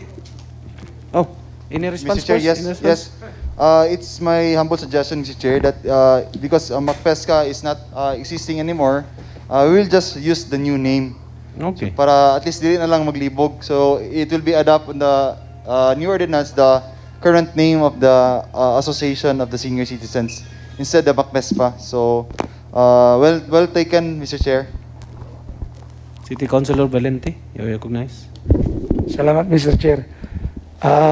Regarding aning kwan ba, sa penalty sa tong kanibitang sa online o kanang deliveries, Food Panda, for example, karon wala, di man na sila ga kuha na ng 20% nga discount. Unsa ka na nakay balaod na or pag-deliver nila or pag-order ka, dili man nila sana ginapalo ng 20% ka discount through call or through orders. Kung maabot sa residente, ang may tabo kung mapakita ang ID, kung sabay posible nga ma-avail niya when it regards sa senior citizen. That's correct, Mr. Chair, no? But some of the instances, Mr. Chair, ang pag-order magud ang registered name sa Food Panda is, example ako, Nico Aldiger, unya na ako kauban nga senior citizen sa balay, ang makatatak sa ilang system is ang akong ngalan. So, I think, Mr. Chair, if ever nakabutang sa atong ordinance nga in case nga ang senior citizen gid ang mag-order nga dili nila i-cater ang 20%, that's the time, Mr. Chair, that nga pwede sila matagaan og violation. Thank you, Mr. Chair. Okay, City Councilor Tortola, you recognize? Same question. Any other query from the members? City Councilor Dinlayan, you recognize? Am I allowed to expand more on that, Mr. Chair? Okay. Pag sulod mo ko na to sa Food Panda, naka-registered mo ko na itong nalan, atong data. So, technically, aware ang system nila sa atong age, atong birth date, kung anong sendan to nila o coupons nga free for our birthday. So, ingana, Mr. Chair, I will think the best answer to that is we will ask our senior citizens to register to Food Panda. If they want to avail the senior citizen discount. Thank you, Mr. Chair. Okay, City Councilor Tortola, you have a concern? Thank you, Mr. Chair. I already also asked this one to the Food Panda, Mr. Chair, and some inquiries. Nga ang ilang gaingnon anang mga establishment karon is they need that you should present the ID. Mutong problem is that necessary na ba sa atong kuan nga i-present nato? Muna akong question nga, is that necessary nga once we order online kay bag-o maning online karon nga kuan system in online, is it necessary nga i-present namong Yes, ID? if I may, Mr. Chair. Okay, I think in the absence of the new guidelines, manggod siguro, Mr. Chair, ang gasundon sa mga business establishment is katurang na asa ko. You have to present. In fairness po sa mga establishments po, wala pa manggod siguro na contemplate sa ato mga lawmakers kaniga bag-o ga pamaagi ga doing business online. So I think it is also within the right of the business establishments. Kaya ila magud nag-i-claim po as either deduction man siguro na ilang ga-i-claim sa BIR. Nga kinahanglan ila pong i-indicate po ang mga kinsa ilang gipang tagaan. So kung dili kompleto po siguro ang pag-claim nila, ang information pag-claim sa deduction, there would be a tendency ka i-disallow po ang ilang claim as deduction for the discount given to the senior citizens without complete documentation. Kaya kinahanglan magalit og passbook ba unsa ba? Oo. So how can we come up with the violation, the refusal of the 20%? Kaya that's tantamount to refusal kay it would be a refusal, Mr. Chair, if kung nag-tender ka sa imong kaning ID, wala gi honor, pero siguro that online nga wala ka. Oo, that would be a refusal. It doesn't have to. Kaya nag-refuse naman sila without valid justification. Pero kung pagbayad ni mo, wala ka katong ingon lagi ni Councilor Nico, dili mo ang imong siya ang nakaregister, makita man dito kung kinsa pila ang edad. So most likely, dili gud sila mo honor siya ang nag-book unya iyang papa ga ID ang i-present during the payment or delivery. So I think medyo siya. Pero kung ikaw mismo ga naka-register sa Food Panda, unya kabalo siguro dito, wala man sa Food Panda, Mr. Chair. Makita man dito ga senior ka. Then during sa delivery, gi-present nimo ang imong lain man good ang Food Panda is lain ang delivery, lain po tong establishment good. Medyo complicated pa kayo ni siya ga Mr. Chair. Maybe we will senior citizen will register first to the establishment. And with regards to the food, like Food Panda, if there are cases that they will allow, they will get first the senior citizens discount, then go to the establishment. If they can accommodate that, it's better, Mr. Chair. Mr. Chair, may I allow to answer? You may answer. I will just read again, Mr. Chair. No? Letter B, refusal to grant a 20% discount and VAT exemption on delivery orders in appearing that the purchase is for exclusive use and consumption of a senior citizen. No? I think to make it clear, Mr. Chair, there are businesses, Mr. Chair, that are offering deliveries without the third party. Ang Food Panda is a third party naman, Mr. Chair. Example, Mr. Chair, naitindahan, ako senior citizen ko, pag-order na ako karon nga senior citizen ko, so kung pag-abot silang deliveries, nga ilahang delivery, nga nakatag ko sa ako ang identification, na ilang gi-refuse, that's a violation, Mr. Chair. But ang gray area magod sa tungod sa Food Panda is third party magod sa, Mr. Chair. Dili siya ang iyang data na to, dili siya automatically ma-inform sa tindahan. Direct. So ngunang lisod murag wa ko man sa tay balaod nga mag to answer that query, Mr. Chair, katong sa third party, which is the delivery services. Unless o katong business establishment that are serving directly with their delivery fees or delivery team nga directly inclined sa ilang business. Kung may palit ka sa Jollibee, Jollibee mismo ang nag-deliver sa imo katong ilang baligya na nag-inform ka nga senior citizen ka, I think, for example, Mr. Chair, naka-experience me nga pag-present sa card, tagaan na nila daan o discount, ipakita lang din pag-deliver sa Jollibee sa imuhang discount. Pero kung mag-agig third party, I really don't know, Mr. Chair, how it will work, Mr. Chair. Because that's the new system today during this pandemic, Mr. Chair. Okay. That's all, Mr. Chair. Okay. Any other query? City Councilor Dinlayan.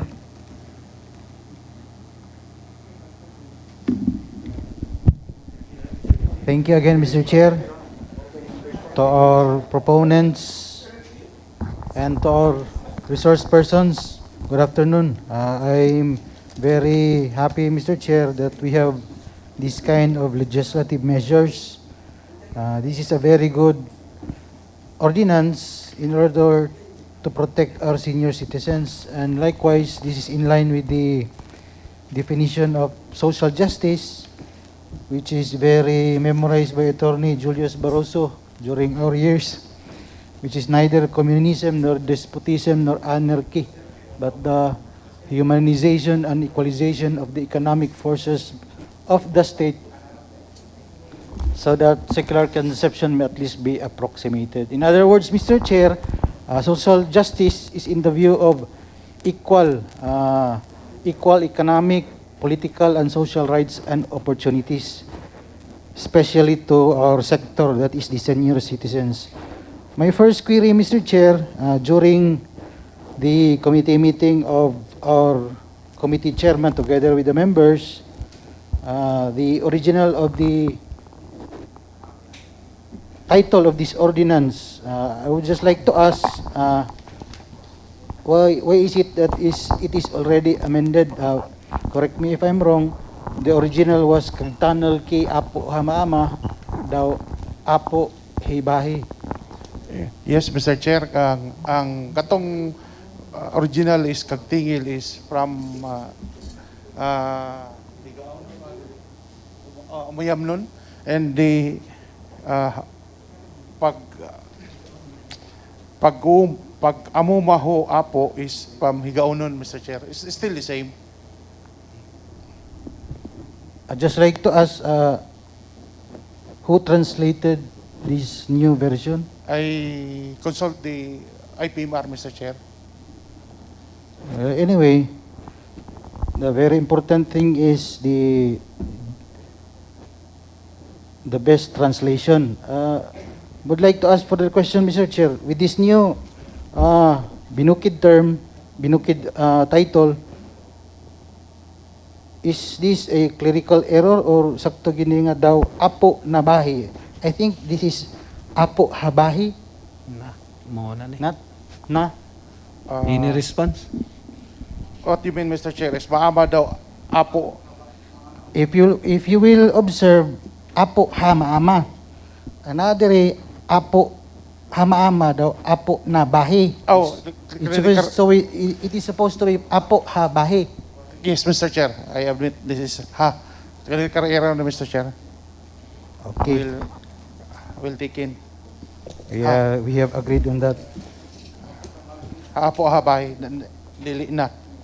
Pag amuma ho, apo na daw, apo ha, bahi. Are you sure? Yes. That's correct, Mr. Chair. Dili na. Ha. Ha? Ha. What is the meaning of ha? Basig nagyo na kay at lula go do. Lolo at lula. Kalinga para kay lulo. Di, pag Yes, Mr. amuma Chair. ho, apo. Oh, kay lulo. I think that is just a clerical error, Mr. Chair, because in the first words, Mr. Chair, pag amuma hu apo ha mama, daw apo na Maama. bayi. So, Maama. ha maama, maama daw apo na bahi.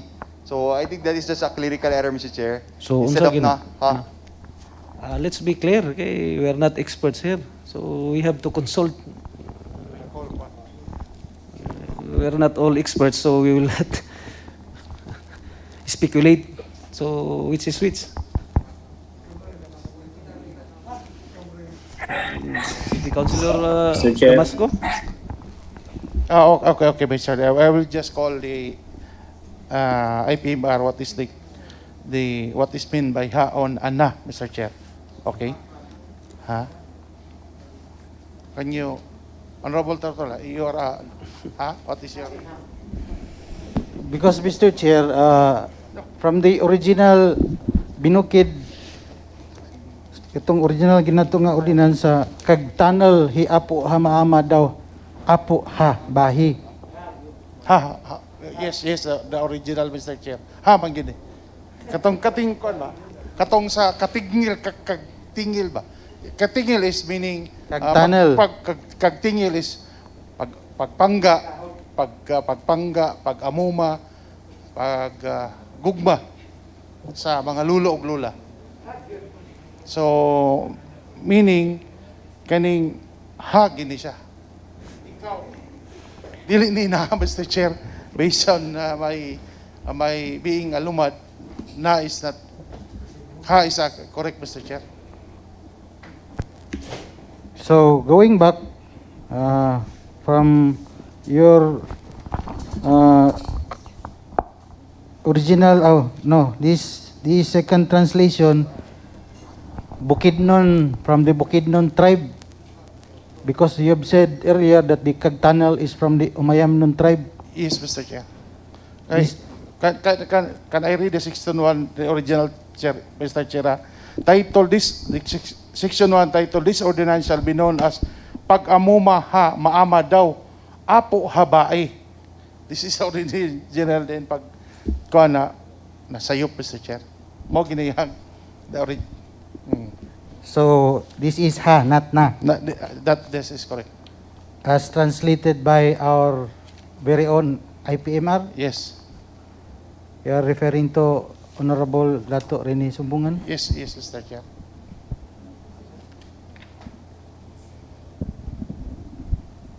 So we are clear on that, Mr. Chair? Okay. My follow-up question, Mr. Chair, Section 3. Continue. During our committee meeting, I've suggested that if we can incorporate the free education in coordination in relation to the ordinance sponsored by Honorable Vic Barroso. What happened to our suggestion? Pardon, Mr. Chair. On the additional privileges, Mr. Chair. Yes. Kining section 3, letter A. During sa atong meeting, ako i-suggest if we can incorporate katong educational, free education in relation sa ordinance ni Honorable Vic Barroso. Kung pwede siya ma-add. What particular ordinance, Mr. Chair? ALS. Last regular session. Noted, Mr. Chair. To the additional privileges, Mr. Chair. So number 8. Letter A. Letter A, number 8, lugar, alas. Mga tisda. We will just incorporate the ordinance, Mr. Chair, of the Honorable Victor Barroso with regards to the ALS, Mr. Chair. To the letter A, number 8, Mr. Chair, with regards to ALS for our senior citizens also, Mr. Chair. Thank you. May I proceed, Mr. Chair? Continue. The same with my suggestion, if we can incorporate katong PhilHealth, kung saan ato ang ruling ato sa PhilHealth registration for the senior citizens.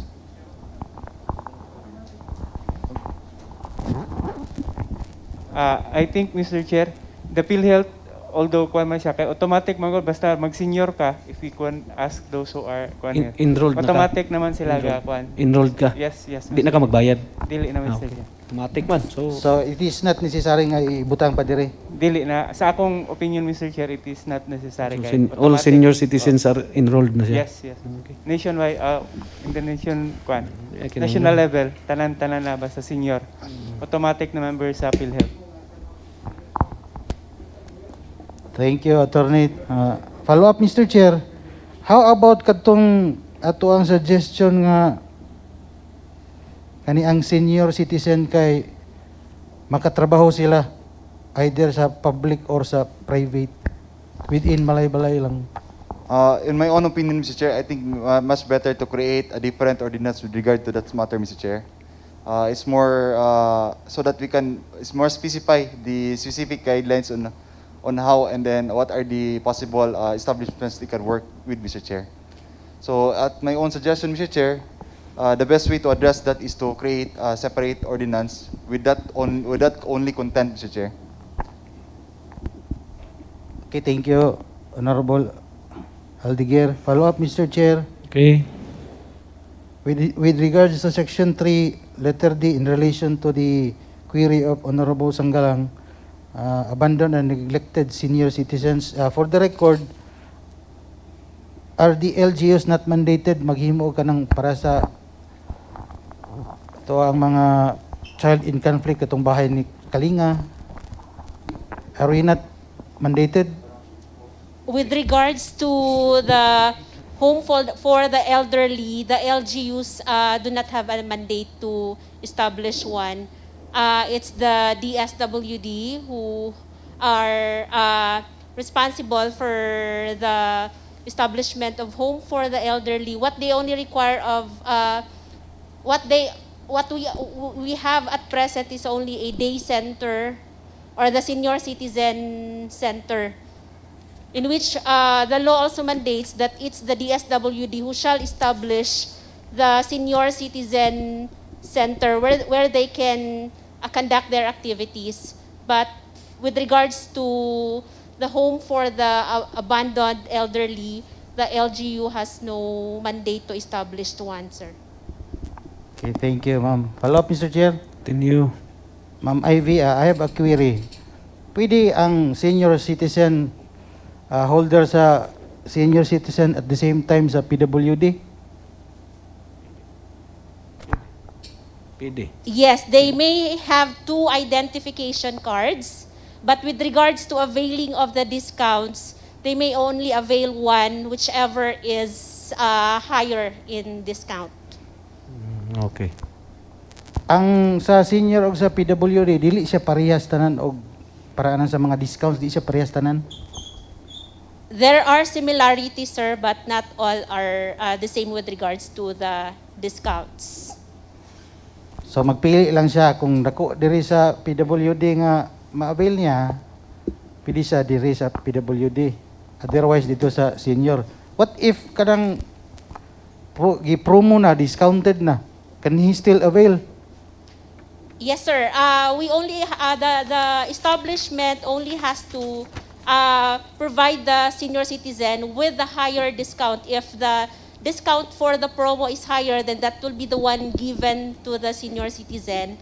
If it's higher for the 20% allowed discount for senior citizens, it's not in addition to the mandated 20% discount. For instance, promo 50% discount na more than 20% naman di na siya ka-avail dito na 50. Yes, the senior citizen may only avail of that higher discount if he or she chooses to have that higher discount. Okay, thank you, ma'am.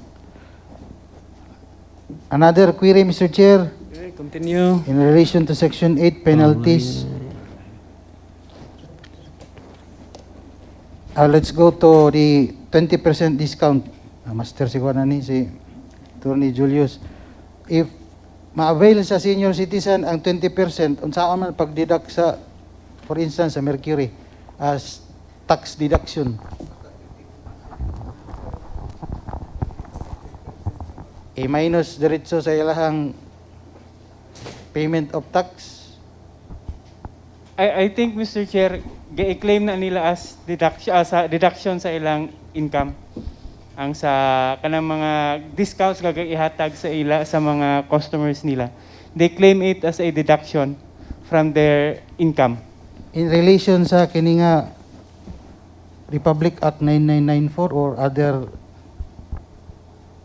o kato sa taxation yun nga standard. Yes, Mr. Chair. Previously, murag naay bag og garuling, Mr. Chair, katong sa either expenditure siya or as creditable withholding tax. Mo na siya ang kuan. Murag karon dito na gid siya sa as a deduction. Dili na siya as creditable withholding tax. Okay. Ang discount lang ihatag. Okay, thank you, Attorney. Well enlightened. Last, Mr. Chair. Okay, continue. If the violator, we have mentioned here, kung na violation, either sa president, manager, managing partner, or officials directly involved, we will file a criminal case as stated earlier. What if the manager is an alien? Foreigner? Either we can immediately we can file a deportation proceeding if we would not go through the hassle of going to the criminal justice system in our Mr. Chair. We can either avail of the deportation proceeding with the Bureau of Immigration. You mean to say undesirable alien. dili na mag-proceed sa criminal deportation na diretso? Separate kung gusto ta, either we have the discretion kung asa ta gusto magkuan. Mas may siguro tong sa deportation kay summary proceeding siya. If and when kung it would be our judgment Kung sa Bureau of Immigration undesirable alien ninyo siya siguro. Anyway, due process there would still be due process, Mr. Chair. Okay, thank you, Mr. Chair. Thank you, Attorney. Well enlightened. Last na lagi ito. Ako abi na kog nakahangyo kog maapil kog author. Anyway, Mr. Chair, at least the discretion of the authors. Thank you, Mr. Chair. Thank you, City Councilor. Ay, para while, if there are any other, kung wala pa, online members, if there are no other, then City Councilor Tortola, you are recognized. Okay, sikat-sikat yun.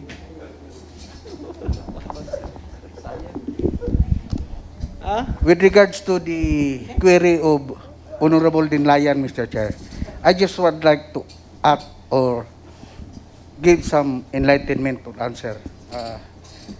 Accordingly, katong na-discuss namon during sa including kang Dato Sumbungan, why we come up with pag-amuma. Precisely because kung atong ihatag nga tagtangil, murag lisod kaayo sabton.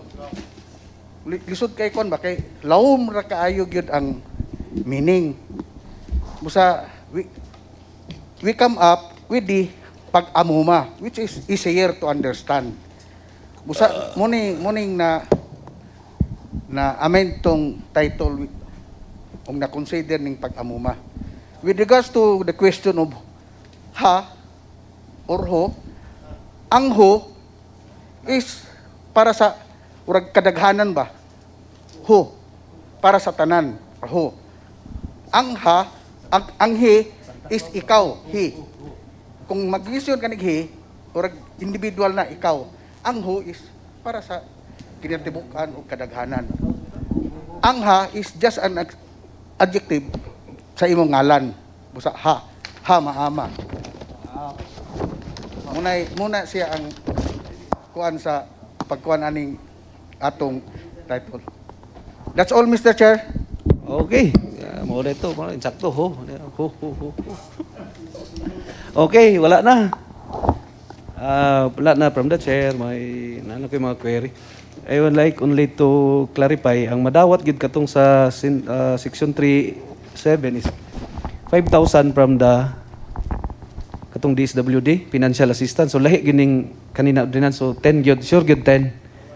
10 tanan. Yes, with this ordinance, Mr. Chair, Dungagan siya additional. Our senior citizens should receive 5,000 pesos. If there are other programs from the government Sa Malay-Balay. with other death benefits programs, it is a separate program, Mr. So Chair. as said by our DSWD head, nay 5,000 regardless senior makakaron. So additional ni. Unya katong sa national law kay nay 2,000 utangan pa ang national government sa mga senior kay di gahatag ang DSWD. Oh, supposedly the national government based on the national law has to give 2,000 pero walay gi-provide. Yes, Mr. Chair. Supposedly na mag-provide na sila pero wala nag-provide. Yes, only the LGU at present. Sige. Yung man maklaro sa uban ba kay maklaro. Dayon, with regards kaning abandoned and neglected senior citizens, do you have a guidelines kinsa gyud na sila? Kay wala man tay home for the elderly. So, walay abandon kay gawas andong nara dia sa gibayaan gyud sa dalan. Mr. Chair, that is a very good question because it was asked during the committee meeting. How will we classify the abandoned? So, ini comment na ang abandoned and neglected? With regards to the abandoned, neglected senior citizens, they are those senior citizens who are already, although some of them may have relatives, but they are refusing to take care of this sickly, of this frail senior citizens. So, unsa man gid ang atuang definition sa based on the interpretation sa ordinance, ang abandoned, ang neglected, kanang simple lang yun na these are senior citizens who cannot take care of themselves. So and relatives who also cannot who are also refusing to take care of the needs of their elderly. why not wala sa provision diri na ang katong mga nearest kin pwede man mapailan og kaso. Dili nimo ga ikuan ang imuhang Actually, elderly. Mr. Chair, So, di kay para maklaro lang nato ba kay naa mo gud diri food subsidy dako kay discretion inyong opisina dayon. So in the future, where in fact it was asked how much and then it was answered that based on the case study. So kung karon wala man tay home for the elderly, so all senior citizens sa Malay-Balay should binagid sa balay. So kanang wala na nakita ginimo diha, mo gina ang real na abandoned and neglected. So muna siya ang tagaan og food subsidy unta sa kuan lang simple lang na analysis. So kutong naa sa balay, nagi-abandon gineglect, so it's another story. Nakuha nimo ang difference. Ang real gyud na abandon and neglect kanang wala sa balay nakita nimo sa dalan ra. Di ba mo gina ang tinuod. Ya, dabi kay wala man tay home for the elderly. So it's another story unsa nanapod sa balay na wala gyud giatiman sad sa mga anak. Siguro wala natiman kay ang anak pod, wala pod. Didto na din mosulod ang inyong case study. Pero kung ang mga anak has the capacity niya gipasagdan lang gyud, it's also another story. So yes, but we also consider the situation of the family because we have cases in which the family refused to take care of the elderly because also of the issues before when that parent did not also take care of the children. Balos lugar. Yes, Mr. Chair. Anyway, I see. I'm clear. So the situation was differs reversed. of their because of their family experience. Okay, anyway, na may case study, so Yes, Mr. Chair. the food subsidy will be based on your case study in your office. Yes, Okay, clear. Mr. Chair. Then letter E is that indigent senior citizens. So, in your office, all senior citizens that are indigent has a master list. Or Yes, at basig present. moabot ang time ani na indigent tanan kay kabalo ni beta indigent na tanan. So unsa man ninyo pag segregate? Yes, Mr. Chair. At present, we are guided with the DSWD with the definition of their indigent senior citizen who are 60 years old and above, who are frail, sickly, and cannot take care of themselves with no permanent income. Okay. Walay support po sa kuan. Okay, okay. Kana raman siguro. Dayon, another thing is that Section 6, Office of the Senior Citizen Affairs. So, there shall be an Office of the Senior Citizens Affairs, OSCA.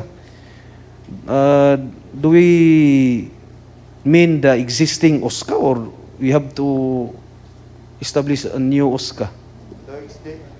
Huh? Mr. Chair, the existing OSCA, it talks with the existing OSCA, Mr. Chair. The functions and the functions and rules. So the existing OSCA. Yes, Mr. Chair. Based on existing OSCA, Mr. Chair. Based on, we just provided here all the functions and tasks given by the Republic Act 9994. Kaning Office of the OSCA is part na ni sa katong na restructure sa city. Yes, correct, Mr. Chair. Siya. Then kuaning he may not be removed except for death, permanent disability, or ineffective performance. Kani murag awayunon man eh. Who will decide that that person is ineffective? Is there a way of impeaching that? Okay, nabi na mabutang na sa isa ka grupo kay sikat ning isa ka senior citizen, sikat po ni isa o niya mag-away ba? So how will you settle petty differences within the barangay? Kinsa man ang final arbiter? No, the OSCA chief, Mr. Chair, or OSCA head. Yes, it will be the LCE, Mr. Chair. The local chief executive. So, kuan siya, kamura siya casual. Ini kuan siya. Actually, Mr. Chair, the term is just coterminous. Coterminous. Okay. So anytime pwede siya makuha. Yes, that's correct, Mr. Chair. Okay. So, kana raman siguro. Then another thing is that in Section 8C, any person who refuses to honor the senior citizen card or any government-issued identification documents indicating a senior citizen's birth date and age, violation na. Kaya nga kitabo karon kung dili nimo mapakita katong imong senior citizen ID signed by the mayor and the OSCA head, dili sila motuo bisag na kay driver's license. Sumuni ang tubag. That's correct, Mr. Chair. So even though wala kay katong senior citizen card pero na imong driver's license or kanang any government issued na pamatudan gyud na senior citizen ka, enough na. That's correct, Mr. Chair. Okay. Then in addition to that also, Mr. Chair, now the City OSCA also provided a new identification number, identification or ID. Lagi. Ang gibuhat ko, Mr. Chair, the first proposal, Mr. Chair, is to create a separate ID nga City Government of Malaybalay. But during the process, Mr. Chair, it was duly discussed nga ang ato ding local ID dili siya i-honor sa uban nga mga LGUs sa lain nga lugar. So ang gibuhat, Mr. Chair, nagbuhat ta karon og ID sa ilang nga plastic nga based sa national guidelines nga ilahang design. So eventually, Mr. Chair, ang kasagara mangod sa dili na din nila madala, Mr. Chair, tungkol nalata na ilang ID, so kato plastic na, Mr. Chair, with the guidelines nga gihatag gikan sa DSWD, Mr. Chair. So pero there is Malaybalay, ikaw na establishment o pakitaan kag other atong senior citizen na ID ug di ka mo honor, liable ka ni na. Yes, that's correct, Mr. Chair. Then another thing is that katubitong in order to avoid bayaran lang nimo sa treasurer. Asa man ni pasabutan ni? Provided, however, that any person charged with violation of this does not wish to contest the charges before the court, magbayad lang ka. Oh, how much? Wala may gibutan diri. Ang penalty sa to, Ang Mr. penalty Chair. itself. So, it's already tantamount. Ang penalty na 1,000. Yes, Mr. Chair. For the first offense, if first offense, Mr. Chair. So, unsa man ni nani citation ticket? Technically, Mr. Chair, mao may tabo, Mr. Chair. So, the city government will have a citation ticket niya kung kuan ka, aktuhan ka, ug ako ang isa ka senior lang mo ani aman madto sa opisina niya. Kato dito wala ko gitagag 20%. So adtuon dito tagag citation ticket. Generally, Mr. Chair, kung naman ko doon tatay para sa upang ordinances, ganay kuan administrative fine. Naman ko doon tayo kuan naagid siya kaning citation ticket. Na siya citation ticket. In the event ko katong imong example, Mr. Chair, the citation ticket ibutang nimo dito, i-contest nimo or dili. The process will go on kung unsa ba iyang kung sakto ba to ang pagsumbong sa iya kay labi na og wala nimo na aktuhan, wala na aktuhan sa kanang implement. Kung gisumbong lang lugar siya, So diha na mabutang na sa piskal ang kaso. Yes, Mr. So diha Chair. pa din siya magki-compromise. Yes, Mr. Chair. Kung gusto siya ga no contest ga kuan, Viral lang niya. barya niya. Kung ingon paminaw siguro niya ga sayop, then So the person has to go to the kuan. So wala na ikatong days na 7 days after dili nimo mabayaran, di ba? Ang citation ticket is that naaktuhan mo ka gitagaan kag ticket. Yes, Mr. Wa nimo giatiman for 7 days, pailan din kag criminal case. Yes, Mr. So Chair. kani diri unsa may senaryo ani? Gipailan na mga criminal case. Aya pa rin ka mo compromise. We will have to put a reglementary period for the Okay, person to libog ba? as usual siguro mga 72 hours gihapon, Mr. Chair. But The reglementary period. It's cumbersome kay kana mo citation ticket kay naaktuhan magug ka. Yes, Mr. Kani kay dabig wa man ka naaktuhan, gi-complaint man ka. So the regular process of criminal proceedings will sit Mr. in. Chair. Yes, Mr. Chair. Then where will you insert the administrative fine? During Dito the na lagi sa piskal lagi. Yes, Mr. Chair. Lahi sad ba? Okay. Anyway, limog. Basta kay wala na plansaha lang. Then another thing is that the trust fund, as what will happen to the existing money karon? I think there's none, Mr. Chair. Wala karon. Yes, because ang generate og income is the association, the MACPESCA. That's my concern. And we don't have the wala may kon What sa will be MACPESCA, the Mr. Chair. existing conditions sa katong existing fund para sa trust fund? Kaya di ba maghimo mag-trust fund? Correct, Mr. Chair, but Any it is intended. donation, earnings, na maunsa di ba na may negosyo? Na may negosyo. Sa ila, Mr. Chair, but the trust fund that we are creating is intended for the OSCA, the Office of the Senior Citizens. Kung nasa sila yung mga income generating activity. So you mean to say lahi ang income generation sa USCA, lahi po ang sa katong senior citizen Lahi man ang federation? ilang incorporated nga income generating, Mr. Chair. I don't know how unsay po'y guidelines sa ilang disbursement sa ilang funds. This is intended for the OSCA income generating activities if ever there is, Mr. Chair, or the donations to be given to them. So lahi ning USCA, lahi po Yes, ang federation. Mr. Chair, yes. So ang trust fund is for USCA. For OSCA, Mr. Chair, katong if ever they will do an income generating projects or donation drive, Mr. Chair, it will be the trust fund will be created for that matter, Mr. Chair. Okay. Intended para sa mga activities nga gihandled sa OSCA, not by the MACPESCA, Mr. Chair. Okay. Klaro. So that's all. Okay, Attorney Barroso, you recognize? Siguro, Mr. Chair, na mislook na po siguro kanin sa section 8 section 6 baling trust fund. section 9. Section 9. Paragraph 2, Mr. Chair. All donations from individuals or institutions earning from income generating activities and projects undertaken by the OSCA, savings from externally funded activities, and the fines and penalties for the violations of this ordinance shall be treated, now tanang phrase ga, shall be treated as an OSCA trust fund, Mr. Chair. Kaya makita na to asa ang source sa trust fund. Okay. Mo na siguro medyo nalibog kung asa ang source sa trust fund, Mr. Chair. Wala na indicate kung asa ang source sa trust fund. Okay. Kani siya ga mga activities ang kasabot ga sources of trust fund, Mr. Chair. Okay, understand. Okay, that will be all. So continue. Mr. Chair, I move that this week ordinance considered to having passed second reading and subject to third reading, including the amendments and recommendations, Mr. Chair. Okay, the second.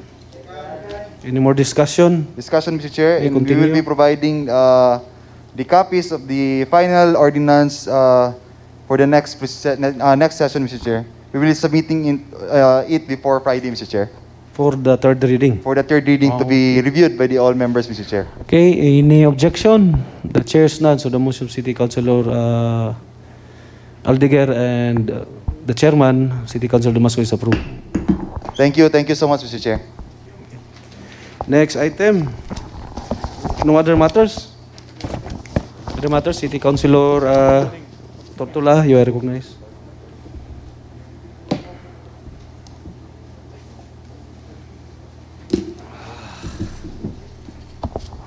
Thank you, Mr. Chair. As the result of the discussion during the question hour, Mr. Chair, since most of us are already enlightened how the 1.4 was augmented, Mr. Chair. So I move to pass an ordinance, Mr. Chair, urgent ordinance, Mr. Chair, augmenting the provisional educational assistant fund of 1.4 to city scholarship program, Mr. Chair. I so move, Mr. Chair. Any second? Any more discussion? Any amendments, objection? The chair stands on the motion of City Councilor Tortola is approved. Any recommendation?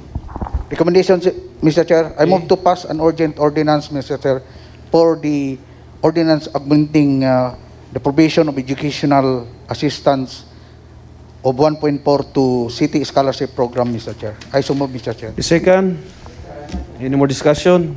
Any objection? The chair stands on the motion of City Councilor Tortola to pass an urgent resolution is approved. Since this is on the third reading, those in favor, raise your right hand or say aye. Unanimously Aye. approved. Any other matters? City Councilor Sanggalang, you are recognized.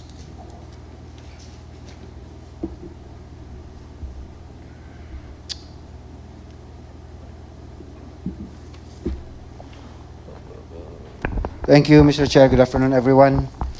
This is from the Committee on Human Settlement.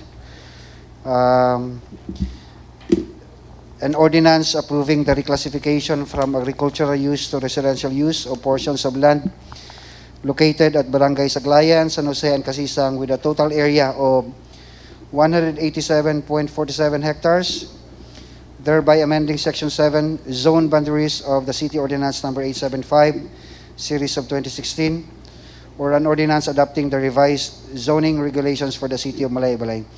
Mr. Chair, I move that this proposed ordinance be included in the first reading and be considered to have passed the first reading, Mr. Chair, and be referred to the appropriate committee. Any second? Any more discussion that we will include this on the first reading? Any objection? The chair stands on the motion of City Council Sanggalang is approved.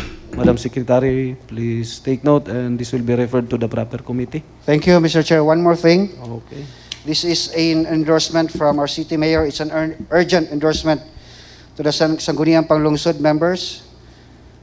An endorsement regarding memorandum of agreement between the city government of Malaybalay, CGM, and Bethel Baptist Hospital Incorporated in relation to the temporary transfer of 1 unit heavy-duty oxygen concentrator, 10 liters capacity. May I read the memorandum of agreement, Mr. Chair? Title? Okay, continue. Thank you. The city government of Malaybalay shall temporarily transfer, free of charge, to Bethel Baptist Hospital the 1 unit of oxygen concentrator heavy-duty 10-liter capacity, including its accessories and other consumables. The city government of Malaybalay will also extend other medical and laboratory assistance to Bethel Baptist Hospital in treatment of COVID-19 patients who are residents of Malaybalay City. In return, the Bethel Baptist Hospital shall acknowledge the receipt of 1 unit of oxygen concentrator, heavy-duty, 10-liter capacity. Letter B, take appropriate care and be responsible for the aforementioned laboratory equipment while the same is under custody and possession. Letter C, prioritize patients who are residents of Malaybalay City, Bukidnon, in the use of the aforementioned laboratory equipment. And letter D, not impose any charges or fees for the use of the aforementioned laboratory equipment for patients who are residents of Malaybalay City.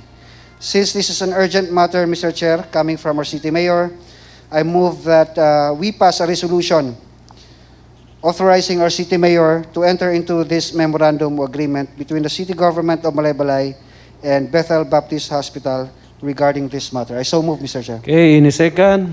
Any more discussion? Amendment? Objection? The chair stands on motion of City Council Sanggalang is approved. Since this is an urgent matter, those in favor, raise your right hand, say aye. Aye. Unanimously approved. That's all. Any other matters? None?